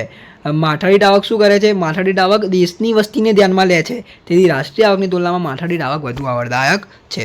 ઐતિહાસિક દ્રષ્ટિએ નાનાનું જૂનામાં જૂનું સ્વરૂપ કયું છે? વસ્તુ નાણું. જૂનું સ્વરૂપ કયું છે? વસ્તુ નાણું. ખર્ચ પ્રેરિત ફુગાવો કોને કહેવાય? જો ફુગાવાનો ઉદ્ભવ ઉત્પાદન ખર્ચમાં થયેલા વધારાને કારણે થતો હોય તેને ખર્ચ પ્રેરિત ફુગાવો કહે છે. ઉત્પાદન ખર્ચમાં થયેલા વધારાને કારણે થતો હોય. બરાબર. પછી આમાં ફુગાવાની વ્યાખ્યા આવી રહી છે. વાસ્તવિક આવક કરતાં નાણાકીય આવક ઝડપથી વધે તેને ફુગાવો કહે છે. તમે ફુગાવાની વ્યાખ્યા આ બી લખી શકો છો કે ફુગાવો એટલે સતત ભાવ વધારો. સતત ભાવ વધારો એટલે ફુગાવો. પણ આ વ્યાખ્યા બેટર રહેશે. વાસ્તવિક આવક કરતાં નાણાકીય આવક વધારે ઝડપથી વધે. વાસ્તવિક આવક કરતાં નાણાકીય આવક વધારે ઝડપથી વધે તેને ફુગાવો કહે છે. દાબેલો ફુગાવો મોસ્ટ ઇમ્પોર્ટન્ટ છે. આપણે વિકલ્પમાં જોયું, સરકાર દ્વારા ભાવો પરના અંકુશો ખુલ્લા બજારમાં જો ભાવોને વધવા દેવામાં ન આવતા હોય તો તેને દાબેલો ફુગાવો કહે છે. સરકાર દ્વારા ભાવો પરના અંકુશો અને જો ભાવોને વધવા દેવામાં ન આવે તો એને શું કહેવાય? દાબેલો ફુગાવો. 2 માર્ક્સમાં પ્રશ્ન પૂછાઈ શકે છે. આ રહ્યો ઇમ્પોર્ટન્ટ છે. નાનાના પ્રકાર જણાવો. 6 પ્રકાર છે. કેટલા પ્રકાર છે નાનાના? 6 પ્રકાર તમને પૂછાય MCQમાં કાં તો VSQમાં. વસ્તુ નાણું, પશુ નાણું, ધાતુ નાણું, પ્લાસ્ટિક નાણું, કાગળ નાણું, બેન્કિંગ નાણું. બરાબર. વસ્તુ વિનિમયનો અર્થ એકદમ ઇઝી. વસ્તુ કે સેવાના બદલામાં વસ્તુ કે સેવા મેળવવાની પ્રથા. ફુગાવો મેં તમને કહી દીધો. વાસ્તવિક આવક કરતાં નાણાકીય આવક ઝડપથી વધે તેને ફુગાવો કહે છે. માર્શલે આપેલી નાણાંની વ્યાખ્યા. તો માર્શલના મતે કોઈપણ સમયે અને કોઈપણ સ્તરે વિશેષ તપાસ વિના વસ્તુઓ અને સેવાઓનો વિનિમય થઈ શકે. એકદમ ઇઝી છે. કોઈપણ સમય અને સ્તરે વિશેષ તપાસ વિના વસ્તુઓ અને સેવાઓનો વિનિમય થઈ શકે તેને નાનું કહે છે. માર્શલની વ્યાખ્યા. બેંકનો અર્થ આપો. તો બેંક એટલે માંગવામાં આવે એટલે નાના પરત કરવાની શરતે ધિરાણ કરવાના હેતુથી બચતો એકત્રિત કરતી સંસ્થાને બેંક કહે છે. તો દેખો, આની અંદર શું હોય? બેંક શું કરે? આપણી બચતો એકત્રિત કરે. બરાબર. અને આપણે જ્યારે માંગીએ પૈસા, જ્યારે આપણે ક્રેડિટ કાર્ડ તો કંઈ બી લઈને જઈએ ત્યારે આપણને પૈસા મળી જાય છે. એટલે સુરક્ષિત કરતી સંસ્થા છે બેંક. બરાબર. Repo rate. હવે દેખો, તમને આ વ્યાખ્યા ઉપરથી તમને 3 વ્યાખ્યાઓ આવડવાની છે. સંપૂર્ણ ધ્યાન આપજો. એક રેપો રેટની વ્યાખ્યા આવડશે, એક બેંક રેટની વ્યાખ્યા આવડશે, એક રિવર્સ રેપો રેટની વ્યાખ્યા આવડશે. અહીંયા ધ્યાન આપો. જ્યાં વ્યાજના દરે RBI વેપારી બેંકોને ટૂંકા ગાળા માટે નાણાં આપે તેને રેપો રેટ કહે છે. શું કહે છે? Repo rate. અને જો તમને એવું કહે RBI વેપારી બેંકોને લાંબા ગાળા માટે નાણાં આપે તો એને શું કહેવાય? Bank rate. શબ્દ શું મેળાયો? લાંબા ગાળા. બીજું બધું એમના એમ. બરાબર. હવે આમાં એવું હોય, હવે આમાં શું કહે? RBI વેપારી બેંકોને નાણાં આપે. હવે આમાં શું લખવાનું? વેપારી બેંકો એટલે કે બેંકો RBIને ટૂંકા ગાળા માટે નાણાં આપે. શું? વેપારી બેંકો RBIને ટૂંકા ગાળા માટે નાણાં આપે એને શું કહેવાય? Reverse repo rate. ખબર પડી 3 વ્યાખ્યામાં? પહેલી વ્યાખ્યા કઈ? Repo rate. એમાં શું આવે? RBI વેપારી બેંકોને ટૂંકા ગાળા માટે નાણાં આપે તેને રેપો રેટ કહે છે. પછી પાછું વેપારી બેંકો RBIને ટૂંકા ગાળા માટે નાણાં આપે તેને રિવર્સ રેપો રેટ કહે છે. અને અહીંયા લાંબા ગાળા માટે નાણાં આપે તેને શું કહેવાય? Bank rate. આમના આમ જ આવશે. RBI વેપારી બેંકોને લાંબા ગાળા માટે નાણાં આપે તેને બેંક રેટ. 3 વ્યાખ્યાઓ કરાઈ. ઓકે. અંગ્રેજીમાં બેંક શબ્દ શા માટે વપરાવા લાગ્યો? તમને ખબર જ છે કે ફ્રાન્સ શબ્દ પેલો બેંકાને બેંકી ઉપરથી ઉતરી આવ્યો છે. ભાંડ શબ્દ ભાંડ એ શબ્દ સંસ્કૃત ઉપરથી ઉતરી આવ્યો છે. બેંકના બધા શબ્દો છે. બરાબર. પ્રાચીન સમયમાં પણ તમે આનો જો તમને 1 માર્ક્સમાં પૂછાય તો આવી રીતે લખી શકો કે પ્રાચીન સમયમાં યુરોપમાં સરાફો ઢળતી, સરાફો એટલે વ્યાજે પૈસા આપનાર, બરાબર. સરાફો કોને કહેવાય? વ્યાજે પૈસા આપનાર લોકોને સરાફો કહેવાય. પ્રાચીન સમયમાં યુરોપમાં સરાફો ઢળતી પાટલી પર નાણાંની જથ્થાની ફેરબદલી કરતા હતા, તેથી અંગ્રેજીમાં બેંક શબ્દ વાપરવા લાગ્યો. અંગ્રેજીમાં બેંક શબ્દ શા પરથી ઉતરી આવ્યો છે? મેં તમને કીધું એ પ્રમાણે ફ્રાન્સનો શબ્દ કયો? બેંકા, અને ઇટલીનો કયો શબ્દ? બેંક્યુ ઉપરથી ઉતરી આવ્યો છે. ફ્રાન્સનો બેંકા શબ્દ અને ઇટલીનો બેંક્યુ શબ્દ. કાયદા માન્ય પ્રવાહિતતા એટલે શું? એટલે કે SLR. આનું ફૂલ ફોર્મ બી પૂછાઈ શકે છે. શું છે full form? Statutory liquidity ratio, બરાબર. આની વ્યાખ્યા જોઈ લઈએ. વેપારી બેંકોએ તેમની કુલ થાપણના RBIએ નક્કી કરેલા ટકા જેટલું મૂલ્ય રોકડ, સોનું, સરકારી જામીનગીરી વગેરે સ્વરૂપમાં પોતાની પાસે રાખવું પડે, એને શું કહેવાય? એને શું કહેવાય? SLR, બરાબર. એકદમ ઇઝી. વેપારી બેંકોએ તેમની કુલ થાપણના RBIએ નક્કી કરેલું, એટલે કે RBIએ જેટલું વ્યાજ નક્કી કરેલું હોય એવું રોકડ, સોનું, જામીનગીરી પોતાના સ્વરૂપમાં રાખવું પડે, એને શું કહેવાય? SLR, એટલે કે સ્ટેચ્યુટરી લિક્વિડિટી રેશિયો. RBIની સ્થાપના ક્યારે થઈ? તમને ખબર છે? 1 એપ્રિલ 1935માં થઈ હતી RBIની સ્થાપના, બરાબર. 1 એપ્રિલ 1935. RBIનું રાષ્ટ્રીયકરણ 1 જાન્યુઆરીમાં થયું હતું 1949માં. આ બે એકદમ યાદ રાખજો. સ્થાપના પહેલાં થઈ હતી સ્થાપના 1935માં અને 1 એપ્રિલ 1935, અને જે આપણી રાષ્ટ્રીયકરણ થયું હતું એ 1 જાન્યુઆરી 1949માં થયું હતું. CRRનો મુખ્ય હેતુ શું છે? તો કેશ રિઝર્વ રેશિયો, બરાબર. કેશ રિઝર્વ રેશિયો CRRનો મુખ્ય હેતુ બેન્કિંગ વ્યવસ્થા પાસે પૂરતા પ્રમાણમાં રોકડા નાના રહે તે માટે છે, જેથી કોઈ ગ્રાહકો પોતાની થાપણો પાછી ખેંચે તો તેમને આપવા માટે બેન્કો પાસે પૂરતા નાના હોય, બરાબર. આ જોઈ રહ્યા છો. CRRનો મુખ્ય હેતુ કેશ રિઝર્વ રેશિયો. 1962માં કેટલી CRR રાખવાનું નક્કી થયું? તો 1962માં 3% લઈને 15% જેટલી CRR નાખવાનું નક્કી થયું. 3% લઈને 15%. મધ્યસ્થ બેંકનો અર્થ એકદમ ઇઝી, જેને દેશના સામાન્ય હિત માટે અર્થતંત્રમાં નાણાંના જથ્થાના વિસ્તરણ અને સંકોચનની જવાબદારી સોંપવામાં આવી હોય, બરાબર. દેશના હિત માટે નાણાંનો જથ્થો, એટલે કે નાણાંની જવાબદારી એને સોંપવામાં આવી હોય, બરાબર, એને શું કહેવાય? મધ્યસ્થ બેંક. મધ્યસ્થ બેંક એટલે સર્વોચ્ચ બેંક, એવું બી તમે લખી શકો છો. નાણાકીય નીતિના પરિમાણાત્મક સાધનો, એટલે આ તો એકદમ ઇઝી. જે સાધનો સમગ્ર અર્થતંત્ર પર એક સરખી અસર પહોંચાડે તેને શું કહેવાય? પરિમાણાત્મક સાધનો. એકદમ ઇઝી. સમગ્ર અર્થતંત્ર પર એક સરખી અસર પહોંચાડે તેને શું કહેવાય? પરિમાણાત્મક સાધનો. નાણાકીય નીતિનો અર્થ આપો તો આ મોસ્ટ IMP છે. દેશમાં આર્થિક વિકાસને ધ્યાનમાં લઈ પ્રજાનું હિત જાળવીને આર્થિક સ્થિરતા માટે સર્વોચ્ચ બેંક દ્વારા નાણાંનો પુરવઠો અંકુશિત કરવા અંગેની નીતિને નાણાકીય નીતિ કહે છે. શું? પ્રજાનું હિત જાળવવા માટે આર્થિક સ્થિરતા માટે સર્વોચ્ચ બેંક એટલે RBI, સર્વોચ્ચ બેંક દ્વારા નાણાંનો પુરવઠો અંકુશિત કરવા અંગેની નીતિને શું કહેવાય? નાણાકીય નીતિ. આ જોઈ લેજો. સાપેક્ષ ગરીબી, વેરી IMP પ્રશ્ન. સાપેક્ષ ગરીબીને માપવા માટે કઈ પદ્ધતિનો ઉપયોગ થાય? તો આવક જૂથોની રચના, લોરેન્જ વક્ર, ગીની ગુણોત્તર. હમણાં તમને યાદ હોય તો MCQમાં આવ્યું હતું કે લોરેન્જ વક્ર શેના માટે ઉપયોગ થાય? તો સાપેક્ષ ગરીબીને માપવા માટે થાય, બરોબર. સાપેક્ષ ગરીબીનો અર્થ શું થાય? જુદી જુદી આવક ધરાવતા સમાજના અન્ય વર્ગોની તુલનામાં કોઈ એક વર્ગની આવક ઓછી હોવાની સ્થિતિને સાપેક્ષ ગરીબી કહે છે. હવે માનો કે તમે તમારા સમાજની અંદર રહો છો, બધાની જુદી જુદી આવક છે. શું છે? જુદી જુદી આવક, બરાબર. હવે કોઈની આવક વધારે છે તો કોઈની આવક ઓછી છે. હવે જેની આવક ઓછી છે એને શું કહેવાય? સાપેક્ષ ગરીબી. મેં તમને એક ઉદાહરણ આપ્યું. શું આપ્યું? ઉદાહરણ. જુદી જુદી આવક ધરાવતા બધા સમાજમાં રહેતા હોય, બરાબર. એમની વર્ગની તુલનામાં કોઈ એક વર્ગની આવક ઓછી હોવાની સ્થિતિને સાપેક્ષ ગરીબી કહે છે. ગરીબી રેખા એટલે શું? જીવનની લઘુત્તમ જરૂરિયાતો સંતોષવા માટે અને સેવાઓ ખરીદવા માટે નક્કી કરવામાં આવેલ આવક અને ખર્ચની લઘુત્તમ સપાટી એટલે ગરીબી રેખા, બરાબર. આ ગરીબી રેખા વ્યાખ્યા થઈ ગઈ. તેંડુલકર સમિતિએ ગરીબી રેખા નક્કી કરવા કયા પ્રકારના ખર્ચોનો સમાવેશ થાય? કયા ખર્ચોનો? તો એક કેલરી વપરાશ માટે જરૂરી ખર્ચ ઉપરાંત શિક્ષણ અને સ્વાસ્થ્ય માટેના ખર્ચો.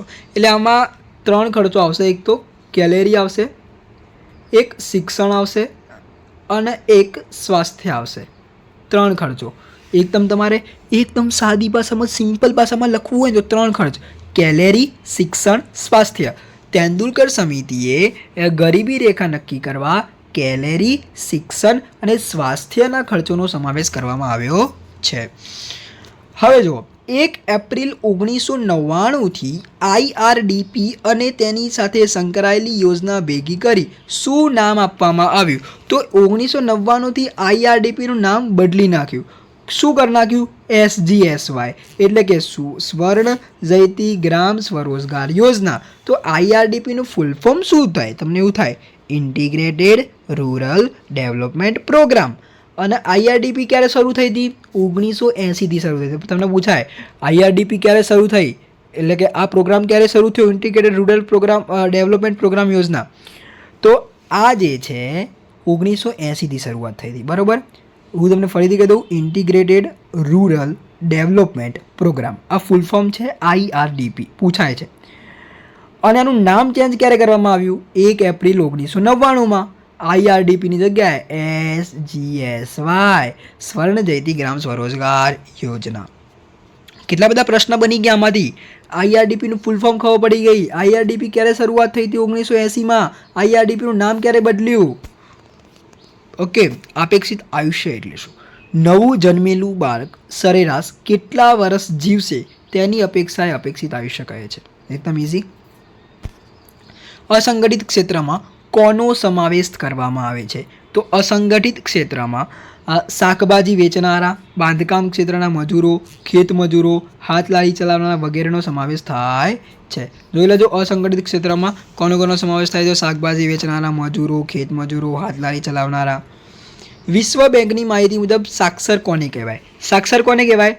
તો 15 વર્ષ કે તેથી વધુ ઉંમરના લોકો જે લખી અને વાંચી શકે તેને સાક્ષર કહેવાય.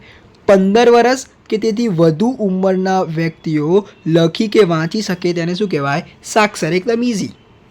લખીને વાંચી શકે, કયા ઉંમરના? 15 વર્ષ કે તેથી વધુ ઉંમરના લોકો લખી કે વાંચી શકે તેને શું કહેવાય? સાક્ષર. નિરપેક્ષ ગરીબ કોને કહેવાય? ગરીબી રેખાથી ઓછી આવક કે ખર્ચ ધરાવતો વર્ગ એટલે નિરપેક્ષ ગરીબી. કઈ મંદિરને વિશ્વ મહામંદિર તરીકે ઓળખવામાં આવે છે? તો 1929-30માં અમેરિકામાં આવેલી મંદિરને વિશ્વ મહામંદિર તરીકે ઓળખવામાં આવે છે. ક્યારે આવી હતી વિશ્વ મહામંદિર? 1929-30માં અમેરિકામાં આવી હતી. બરાબર, વાત કરી દઈએ આગળ. કયા વયજૂથને ઉત્પાદકીય વયજૂથ તરીકે ઓળખવામાં આવે છે? તો 15થી 64 વર્ષની વયજૂથવાળી વ્યક્તિને ઉત્પાદકીય વયજૂથ તરીકે ઓળખવામાં આવે છે. અર્ધ બેરોજગાર એટલે શું? તો વિદ્યાર્થી મિત્રો, વ્યક્તિને પોતાની લાયકાત પ્રમાણેનું કામ ન મળતું હોય અથવા નીચી લાયકાતવાળું કામ સ્વીકારવું પડતું હોય તેને અર્ધ બેરોજગાર કહે છે. હવે કે માનો કે IT વાળો એક વ્યક્તિ હોય, ડેવલપિંગમાં એને અભ્યાસ કર્યો હોય, 3 વર્ષ એમને ગ્રેજ્યુએશન કર્યું હોય અને એના પછી એને ગેરેજમાં કામ કરવું પડતું હોય તો એને શું કહેવાય? નીચું કામ, એટલે કે અર્ધ બેરોજગાર. સમજ્યા? મેં તમને ઉદાહરણ આપ્યું. અનિચ્છનીય બેરોજગારી એટલે શું? જે વ્યક્તિને કામ કરવાની ઈચ્છા અને શક્તિ હોવા છતાં કામ ન મળતું હોય તેને શું કહેવાય? અનિચ્છનીય બેરોજગારી. પંડિત દીનદયાળ ઉપાધ્યાય શ્રમયોગ જયંતિ યોજના ક્યારે શરૂ કરવામાં આવી? આ યાદ રાખજો, 16 ઓક્ટોબર 2014. પંડિત દીનદયાળ ઉપાધ્યાય શ્રમયોગ જયંતિ યોજના 16 ઓક્ટોબર 2014. પ્રધાનમંત્રી કૃષિ સૂચના યોજનામાં કયું સૂચના આપ્યું? હર ખેત કો પાણી. એકદમ ઇઝી, વેરી IMP પ્રશ્ન. બેરોજગારીની સમસ્યા હલ કરવા માટે કયા ઉદ્યોગોનો વિકાસ કરવો જોઈએ? ગૃહ અને નાના પાયાના ઉદ્યોગો. બેરોજગારીની સમસ્યા હલ કરવા માટે ગૃહ અને નાના પાયાના ઉદ્યોગો. ભારતમાં બેરોજગારીના પ્રમાણની માહિતી ક્યાંથી પ્રાપ્ત થાય છે? તો આયોજન પંચ, central statistical organisation, national sample survey અને રોજગાર વિનિમય કચેરી, આમાંથી પ્રાપ્ત થાય. આયોજન પંચમાંથી પ્રાપ્ત થાય, central statistical organisation, national sample survey અને રોજગાર વિનિમય કચેરીમાંથી બેરોજગારીના પ્રમાણની માહિતી પ્રાપ્ત થાય છે. પ્રચ્છન્ન બેરોજગારી એટલે શું? સામાન્ય રીતે વ્યવસાયમાં જરૂર કરતાં વધુ શ્રમિકો રોકાયેલા હોય પરંતુ આવા શ્રમિકોનો ઉત્પાદનમાં ફાળો શૂન્ય હોય તો આવા શ્રમિકો પ્રચ્છન્ન બેરોજગાર ગણાય. શું? વ્યવસાયમાં જરૂર કરતાં વધુ શ્રમિકો, ધારો કે એક જ વ્યવસાય હોય, એની અંદર કામ હોય ઓછું, ધારો કે કામ 2 જ વ્યક્તિઓનું છે, પણ એમાં એક જ કામમાં કેટલા વ્યક્તિઓ કરે છે? 6. પણ અડધા વ્યક્તિઓનો ઉત્પાદનનો ફાળો શું હોય? આ બેમાંથી 4 વ્યક્તિઓનો ઉત્પાદનનો ફાળો શું હોય? 0. ખાલી આ 2 જ કામ કરે છે, 4 કામ કરતા નથી. એને શું કહેવાય? પ્રચ્છન્ન બેરોજગાર. વિકસિત દેશોમાં સામાન્ય રીતે કેવા પ્રકારની બેરોજગારી જોવા મળે છે? તો વિકસિત દેશોમાં સામાન્ય રીતે ચક્રીય અને ઘર્ષણજન્ય બેરોજગારી જોવા મળે છે. વસ્તીનું કદ એટલે શું? તો વસ્તીનું કદ એટલે જુદા જુદા વર્ષો દરમિયાન ભારતની કુલ વસ્તી અથવા પ્રમાણ. બરાબર. વસ્તીના વલણો બી પૂછાઈ શકે છે. વસ્તીના વલણો એટલે વસ્તીનું કદ, આમાં બધું જ લખી દેવાનું. વસ્તીનું કદ, વસ્તી વૃદ્ધિ, જન્મદર, મૃત્યુદર, શહેરી વસ્તી, ગ્રામીણ વસ્તી. જો આમાં એકદમ ઇઝી છે. જો વસ્તીનું કદ લઈ લેવાનું પહેલાં, એની સાથે વસ્તીની વૃદ્ધિ, વસ્તીનું કદ, વસ્તીની વૃદ્ધિ, મૃત્યુદર, જન્મદર, શહેરી વસ્તી, ગ્રામીણ વસ્તી, સ્ત્રી પુરુષોના પ્રમાણે લગતી આંકડાકીય માહિતી એટલે વસ્તીના વલણો. બધી સમસ્યાના મૂળમાં કઈ સમસ્યા રહેલી છે? તમને ખબર જ છે, વસ્તી વધારાની સમસ્યા રહેલી છે. જન્મદર એટલે શું? તો વર્ષ દરમિયાન દર 1000 વસ્તીએ જન્મ પામતા બાળકોની સંખ્યાને શું કહેવાય? જન્મદર. બરાબર. વર્ષ દરમિયાન દર 1000 વસ્તીએ જન્મ પામતા બાળકોની સંખ્યા એટલે જન્મદર. મૃત્યુદર એટલે શું? તો વર્ષ દરમિયાન દર 1000 માનવ વસ્તીની મૃત્યુ પામતા વ્યક્તિઓની સંખ્યાને મૃત્યુદર કહે છે. અહીંયા બી એવું લખી શકો, વર્ષ દરમિયાન દર 1000ની માનવ વસ્તીને જન્મ પામતા વ્યક્તિઓની સંખ્યાને જન્મદર કહે છે. અહીંયા બરાબર. આ વ્યાખ્યા જન્મદર માટે અને આ વ્યાખ્યા મૃત્યુદર માટે. કામ કરતી વસ્તી અને કામ ન કરતી વસ્તી 2 ગુણમાં પૂછાઈ શકે છે. વસ્તીનું જે પ્રમાણ ઉત્પાદનમાં ફાળો આપતો હોય તે કામ કરતી વ્યક્તિ કહેવાય. વસ્તીનું જે પ્રમાણ ઉત્પાદનમાં ફાળો ન આપતી હોય તેને કામ ન કરતી વસ્તી કહે છે. મેં તમને હમણાં જ ઉદાહરણ આપ્યું. એક જ કામની અંદર એટલે કે જે કામ હોય એ 2 વ્યક્તિનું હોય, પણ એમાં કામ કેટલા વ્યક્તિ કરતા હોય? 4. એમાં 4 વ્યક્તિનો તો ફાળો હોતો નથી, 2 જ વ્યક્તિનો ફાળો હોય. આ 4 જે છે એ કામ ન કરતી વ્યક્તિ, 2 છે કામ કરતી વ્યક્તિ. 2011માં મૃત્યુદર અને જન્મદર કેટલો હતો? તો 2011માં મૃત્યુદર 7.1% હતો અને 2011માં જન્મદર 21.8 હતો. આ જોઈ લેજો વિદ્યાર્થી મિત્રો, આ આંકડા તૈયાર કરી લેજો. ભારતમાં 2011માં ગ્રામીણ અને શહેરી વસ્તી કેટલા પ્રમાણમાં જોવા મળે છે? તો ગ્રામીણ વસ્તી 2011માં 68% હતી, જ્યારે શહેરી વસ્તી 2011માં 32% આપણે વિકલ્પમાં જોયું હતું, તમને યાદ હોય તો. ભારતમાં કયા કયા વય જૂથોમાં સૌથી વધુ વસ્તી જોવા મળે છે? તો 15 થી 64માં સૌથી વધુ વસ્તી જોવા મળે છે. 2011માં દર 1000 પુરુષોએ સ્ત્રીઓનું પ્રમાણ 918 આપણે જોયું. વિકલ્પમાં વયજૂથ અનુસાર વસ્તી વહેંચણી એટલે શું? તો વસ્તી વહેંચણી એટલે દેશની વસ્તીનું વિવિધ વય જૂથોમાં વિભાજન. બરાબર. વયજૂથ અનુસાર વસ્તી વહેંચણી એટલે દેશની વસ્તીનું વિવિધ વય જૂથોમાં વિભાજન. 2011માં વસ્તી વૃદ્ધિનો દર કેટલામો હતો? તો 2011માં વસ્તી વૃદ્ધિનો દર કેટલામો હતો? 1.64%. બરાબર. અંગ્રેજોના શાસનમાં જમીન મહેસૂલ ઉઘરાવવાની પ્રથાના નામ આપો. તો જમીનદારી પ્રથા, મહાલવારી પ્રથા, રૈયતવારી પ્રથા. બરાબર. 3 પ્રથા છે: જમીનદારી, મહાલવારી, રૈયતવારી. ઓકે. વાત કરી દઈએ વિદ્યાર્થી મિત્રો, રોકડિયા પાકના ઉદાહરણ આપો. તો રોકડિયા પાકના ઉદાહરણ મગફળી, તલ, એરંડો, અળસી, શેરડી, કપાસ, રબર, શણ. મેં તમને કીધું હતું વિકલ્પની અંદર, યાદ હોય તો. ખેત પેદાશોના સંગ્રહ માટે કયા નિગમની સ્થાપના કરવામાં આવી? તો 2 નિગમ થઈ ગયા, એક રાષ્ટ્રીય કોઠાર નિગમ અને એક રાજ્ય કોઠાર નિગમ. HYVP નું પૂરું નામ તો હાઈ યીલ્ડિંગ વેરાયટીઝ પ્રોગ્રામ. દેખો, હાઈ યીલ્ડિંગ વેરાયટીઝ પ્રોગ્રામ. નાબાર્ડનું પૂરું નામ તો national bank for agriculture rural development. બરોબર. Agriculture rural development. બીનો મતલબ શું થશે? Bank for agriculture. National, NA એટલે national bank for agriculture rural development. ભારતમાં કૃષિ સંશોધનો કઈ સંસ્થા કરે છે? ICAR, Indian council of agriculture research. ICARનું પૂરું નામ. હરિયાળી ક્રાંતિના 3 નામ છે, યાદ રાખજો. ઊંચી ઉત્પાદકતા આપતી જાતોનો કાર્યક્રમ, બીજું આધુનિક ખેત ટેકનોલોજીનો કાર્યક્રમ અને ત્રીજું બિયારણ ખાતર અને પાણીની ટેકનોલોજીનો કાર્યક્રમ. 2 ગુણમાં પૂછાઈ શકે છે. બરાબર. વર્ષ 2013માં અનાજની માથાદીઠ ઉપલબ્ધતા કેટલી છે? વર્ષ 2013માં અનાજની માથાદીઠ ઉપલબ્ધતા 511 ગ્રામ છે. શું છે? 511 ગ્રામ. ભારતમાં બીજી પંચવર્ષીય યોજના ક્યારે શરૂઆત થઈ? 1959માં થઈ. આ યાદ રાખજો, 1959. ભારતની નિકાસ આવકમાં ખેતી ક્ષેત્રનો ફાળો 70% છે. વિદેશ વેપારનું કદ એટલે દેશની આયાત નિકાસ થતી ભૌતિક વસ્તુઓનું કુલ મૂલ્ય અને કુલ જથ્થો. તમને એવું કે આંતરરાષ્ટ્રીય વેપારનું કદ, તો બી આ જ વ્યાખ્યા આવશે. બરાબર. WTR વર્લ્ડ ટ્રેડ રિપોર્ટ યાદ રાખજો. WTO બધા કહે છે પણ WTR કોઈ કહેતું નથી. World trade report. બરાબર છે. હવે વિદ્યાર્થી મિત્રો વાત કરી દઈએ નિભાવ માટેની આયાતો કોને કહે છે? વીજળી, આંતરમાળખાકીય સુવિધાઓ, કૌશલ્ય પ્રાપ્તિ વગેરે માટેની આયાતોને શું કહેવાય? નિભાવ માટેની આયાતો. કઈ? 3 વસ્તુ: વીજળી, આંતરમાળખાકીય સુવિધાઓ, કૌશલ્ય પ્રાપ્તિ વગેરે માટેની આયાતોને નિભાવ માટેની આયાતો કહે છે. હુંડિયામણનો દર વેરી IMP છે. કોઈ એક દેશના ચલણની બીજા દેશના ચલણમાં વ્યક્ત થતી કિંમત એટલે હુંડિયામણ. ધારો કે આપણું નાણું છે, અહીંયાથી ઓસ્ટ્રેલિયા જાય એટલે કે અમેરિકા જાય તો એમાં કન્વર્ટ થઈ જશે ડોલરમાં. ભારત સ્વાતંત્ર્ય થયું ત્યારે કઈ વસ્તુઓની મુખ્ય નિકાસ થઈ હતી? તો કઈ નિકાસ થઈ? ચા, કોફી, શણ, કાચી ધાતુ અને ખનિજ. વિદેશ વેપાર એટલે શું? આપણી દેશની હદની બહાર થતી વેપાર પ્રવૃત્તિને શું કહેવાય? વિદેશ વેપાર. ઓકે.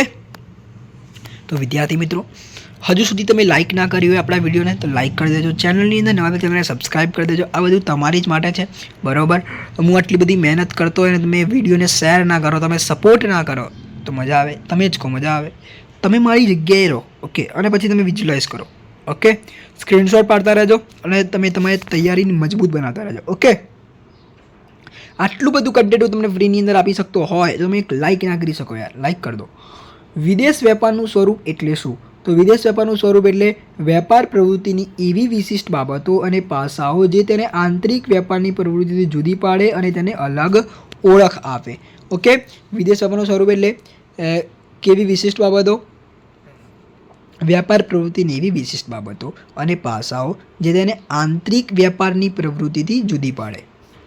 કયા વેપાર? આંતરિક વેપારથી જુદી પાડે. વિદેશ વેપારની દિશા એટલે શું? વિદેશ વેપારની દિશા એટલે કોઈ દેશનું વિશ્વના વિવિધ દેશો સાથેનો વેપાર માટેનો સંબંધ. એને શું કહેવાય? વિદેશ વેપારની દિશા. ઓકે. મોસ્ટ ટાઈમ પ્રશ્ન તરફ જતા રહીએ આપણે. ભારતમાં જનધન યોજનાની શરૂઆત ક્યારે કરવામાં આવી? પ્રધાનમંત્રી જનધન યોજનાની શરૂઆત 28 ઓગસ્ટ 2014માં થઈ હતી. ઓકે. મોસ્ટ ટાઈમ છે. સ્ક્રીનશોટ લઈ લેજો. પીગુના મતે બેરોજગારીનો અર્થ લખો. તો પીગુના મતે બેરોજગારી એટલે કોઈ એક વ્યક્તિ માત્ર ત્યારે જ બેકાર કહેવાય કે જ્યારે તેની કામ કરવાની ઈચ્છા અને શક્તિ હોવા છતાં તેને કામ મળતું નથી. એકદમ ઇઝી છે.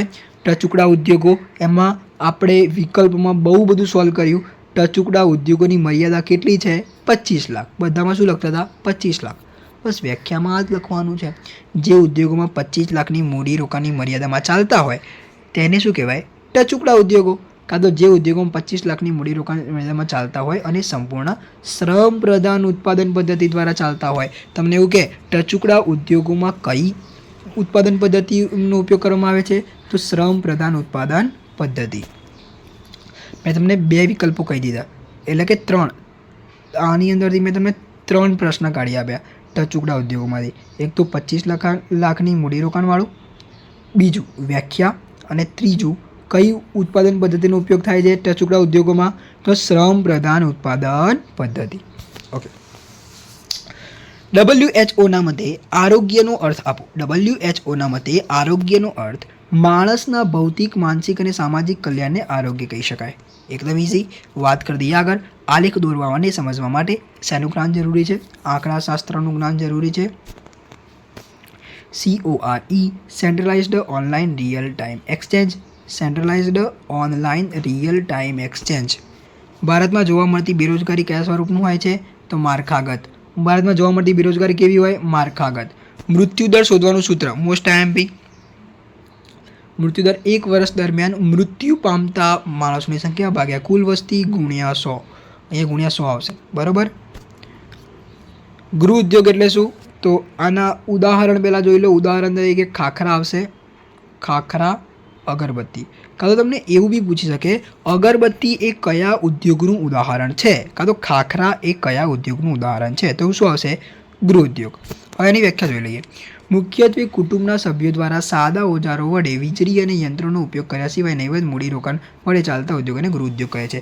આની અંદર મૂડીરોકાણ કરવું પડતું નથી અને આની અંદર સાદા ઓજારો વડે વીજળી અને યંત્રોના ઉપયોગ કર્યા સિવાય.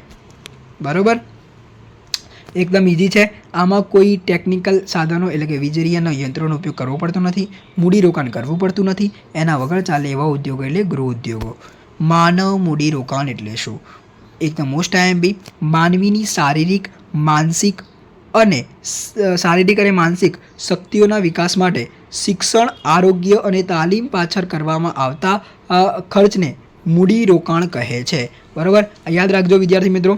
માનવીની શારીરિક અને માનસિક શક્તિઓના વિકાસ માટે શિક્ષણ, આરોગ્ય અને તાલીમ પાછળ કરવામાં આવતા ખર્ચને માનવ મૂડીરોકાણ કહે છે.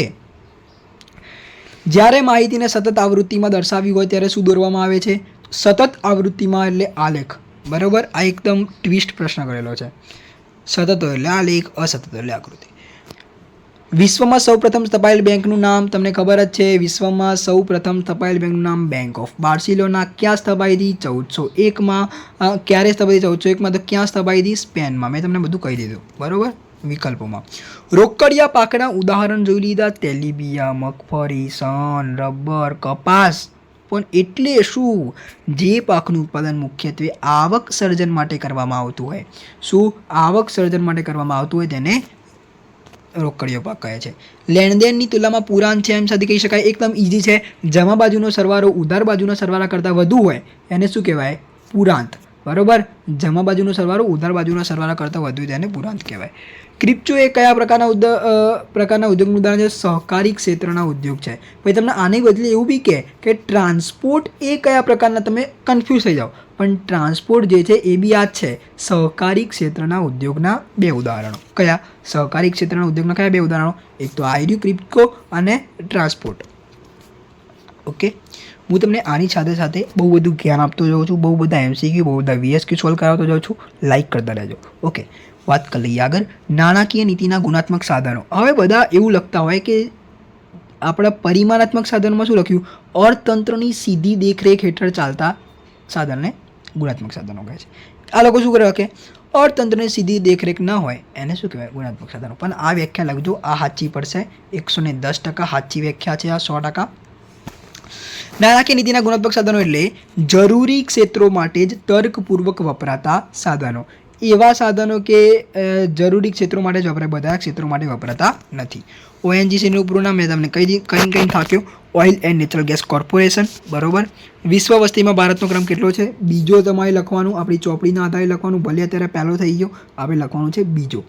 જાહેર નિગમનો અર્થ જે એકમો માલિકી કેન્દ્ર કે રાજ્ય સરકારના હોય છે પરંતુ તેનું સંચાલન નિગમ દ્વારા કરવામાં આવતું, પરંતુ નિગમના સંચાલન અને નિર્ણય પ્રક્રિયામાં સરકારનો વિશેષ પ્રભાવ જોવા મળે છે તેને જાહેર નિગમ કહે છે. જાહેર નિગમનું ઉદાહરણ છે જીવન વીમા નિગમ અને સ્ટેટ ટ્રાન્સપોર્ટ. નાણાંનો અર્થ એકદમ ઇઝી. કોઈપણ સમય અને સ્તરે વિશેષ તપાસ વિના આ વસ્તુઓ અને સેવાનો વિનિમય થઈ શકે તેને નાણું કહે છે. મેં તમને કીધું હતું IRDPનું પૂરું નામ ઇન્ટિગ્રેટેડ રૂરલ ડેવલપમેન્ટ પ્રોગ્રામ, સંકલિત ગ્રામ વિકાસ કાર્યક્રમ. આ મોસ્ટ IMP છે. ટૂંકનો બી તૈયાર કરી દેજો આની. એ તો આપણે કરાવવાના જ છે, તમારે જરૂરત છે. બધું જ કરાવવાના છે. Section C, D, E. બરાબર, ખાલી તમારો સપોર્ટની જરૂર છે. Drain of brain. Most IMP. Drain of brain. વર્તમાનમાં ભારતમાંથી વિદેશ તરફ બુદ્ધિધનનો એકતરફી પ્રવાહ જોવા મળે છે તેને શું કહેવાય? Drain of brain. ભારતમાંથી વિદેશ તરફ બુદ્ધિધનનો પ્રવાહ જોવા મળે એને શું કહેવાય? Drain of brain. Deendayal Upadhyay Gram Jyoti યોજનાનો હેતુ શું છે? 24 કલાક વીજળી પૂરી પાડે છે. શું કરે છે? 24 કલાક. 24 × 7 કેમ લખ્યા? તો 7 દિવસ 24 કલાક એટલે કે અઠવાડિયામાં તમામે તમામ એટલે કે 24 કલાક વીજળી પૂરી પાડે. એનો હેતુ એવો છે. દીનદયાળ ઉપાધ્યાય ગ્રામ જ્યોતિ યોજના. વિદેશ વેપારમાં કયું ઉત્પાદન વધુ ગતિશીલ બન્યું? આપણે જોઈ લીધું. નિયોજન શક્તિ. વિશિષ્ટ આર્થિક વિસ્તાર એટલે એક એવો વિસ્તાર કરમુક્ત ભૌગોલિક વિસ્તાર છે જ્યાં આર્થિક કાયદાઓ દેશના કાયદાઓથી ભિન્ન છે. એકદમ ઇઝી છે. એવો ભૌગોલિક વિસ્તાર કે જ્યાં દેશના કાયદાઓ આર્થિક કાયદાઓથી ભિન્ન છે. આર્થિક કાયદાઓ દેશના કાયદાઓથી ભિન્ન છે. વિકાસલક્ષી સ્થળાંતર એટલે શું? તો વિકાસલક્ષી સ્થળાંતર વેરી મોસ્ટ આઈએમપી. આર્થિક વિકાસની પ્રક્રિયાને કારણે થતા સ્થળાંતરને વિકાસલક્ષી સ્થળાંતર કહે છે. શાક સર્જનનું સૂત્ર. તો પ્રાથમિક થાપણ ગુણ્યા 1 રોકડ અનામતનું પ્રમાણ. બસ આટલું જ આવશે. પ્રાથમિક થાપણ ગુણ્યા 1 રોકડ અનામતનું પ્રમાણ.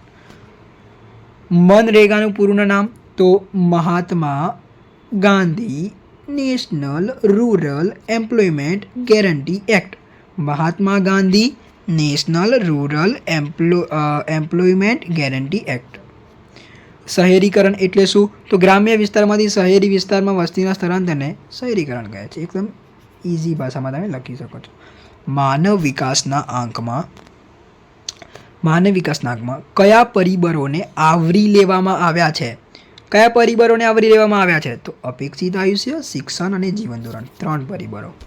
હેમાં HDI. ઓકે. ડૉક્ટર એપી લર્નરના મતે ફુગાવો એટલે શું? તો વસ્તુના પુરવઠા કરતાં તેની માંગ વધારે હોય તેને આપણે આ જે લેક્ચર હતો જે કદાચ 1 થી 1.5 કલાકનું લેક્ચર હશે એની અંદર આપણે ફુગાવાની 3 વ્યાખ્યાઓ જોઈ લીધી. સતત ભાવ વધારો એટલે ફુગાવો. વાસ્તવિક આવક કરતાં નાણાકીય આવક ઝડપથી વધે છે તેને ફુગાવો કહે છે. નંબર 2 વ્યાખ્યા.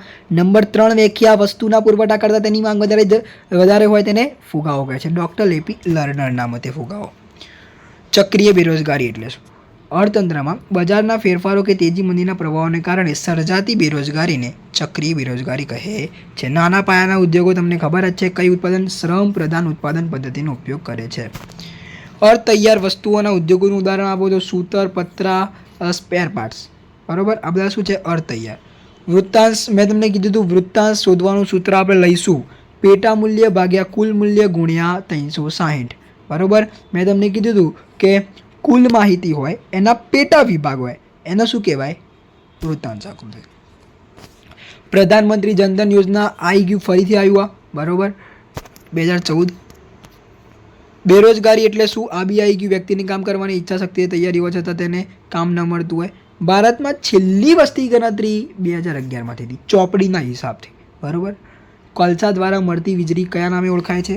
તો થર્મલ પાવર. શું? Thermal power. ICR મેં તમને કહી દીધું Indian council of agriculture research. WHO એકદમ ઇઝી. World health organisation. રાષ્ટ્રીય આવક કરતાં માથાદીઠ આવકનો નિર્દેશક કઈ દ્રષ્ટિએ વધુ ચડિયાતો છે? તો માથાદીઠ આવક એકદમ ઇઝી. માથાદીઠ આવક વસ્તીને ધ્યાનમાં લે છે જેથી રાષ્ટ્રીય આવક કરતાં માથાદીઠ આવક વધુ ચડિયાતો છે. ફરીથી આવ્યો પ્રશ્ન. HCIનું પૂરું નામ તો હ્યુમન કન્ઝ્યુમર ઇન્ડેક્સ. ભારતમાં ચલણી સિક્કાઓ કોણ બહાર પાડે? નાણાં ખાતું. ભારત સરકારનું નાણાં ખાતું બહાર પાડે. ગરીબી રેખા નક્કી કરવા માટે કયા પ્રકારનો ખર્ચનો સમાવેશ થાય? મેં 3 કીધા કેલેરી, શિક્ષણ અને સ્વાસ્થ્ય. આ બી ફરીથી પ્રશ્ન આવ્યો. પછી ભારતમાં કેટલા વિશિષ્ટ આર્થિક વિસ્તાર હોય? તમને એવું પૂછે કે ભારતમાં કેટલા વિશિષ્ટ આર્થિક વિસ્તાર હોય? તો 8. તમને એવું પૂછે ગુજરાતમાં કેટલા વિશિષ્ટ આર્થિક વિસ્તાર હોય? તો 2.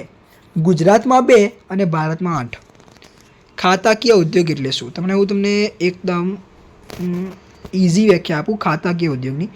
જે ઉદ્યોગો સરકારની સીધી દેખરેખ હેઠળ ચાલતા હોય તેને શું કહેવાય? ખાતાકીય ઉદ્યોગો. બરાબર. સરકારની સીધી દેખરેખ હેઠળ ચાલતા હોય તેને શું કહેવાય? ખાતાકીય ઉદ્યોગો.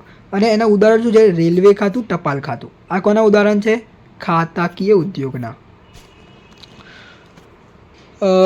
વાત કરી લઈએ હવે ગુજરાતમાં સરદાર સરોવર યોજનાને કારણે થયેલું સ્થળાંતર એ કયા પ્રકારનું ઉદાહરણ છે? તો આમાં શું થયું? વિકાસ થયો. સરદાર સરોવર યોજનાને કારણે કયું સ્થળાંતર થયું? વિકાસલક્ષી સ્થળાંતર. ડન. આગળ જોઈએ. ખેતી ક્ષેત્રે ખેડૂતોને પાક નિષ્ફળતાના જોખમથી રક્ષણ આપવા કઈ યોજના શરૂ કરવામાં આવી? તો પાક નિષ્ફળ જાય તો કઈ યોજના શરૂ કરવામાં આવી? પ્રધાનમંત્રી ફસલ વીમા યોજના. બરાબર. પ્રધાનમંત્રી કૃષિ સિંચાઈ યોજનામાં કયું સૂત્ર આ ફરીથી આવ્યો? એક હર ખેત કો પાણી. નાબાર્ડની રચના ક્યારે થઈ? આ ફરીથી નથી આવ્યો. આ મોસ્ટ આઈએમપી છે 1982માં. બરાબર. નાબાર્ડની રચના કયા વર્ષમાં થઈ? 1982.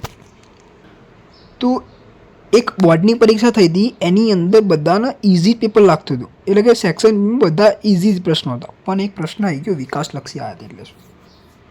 તો વિકાસલક્ષી આયાતો એટલે કાચો માલ, નિષ્ણાતોની સલાહ અને યંત્રો વગેરેની આયાતો. 3 આયાત થશે: કાચો માલ, નિષ્ણાતોની સલાહ અને યંત્રો. આ જોઈ લેજો વિકાસલક્ષી આયાતો એટલે શું. અને લાસ્ટ પ્રશ્ન, કમ્પેક્ટ ડિસ્ક. સીડીનું પૂરું નામ શું આવશે? કમ્પેક્ટ ડિસ્ક.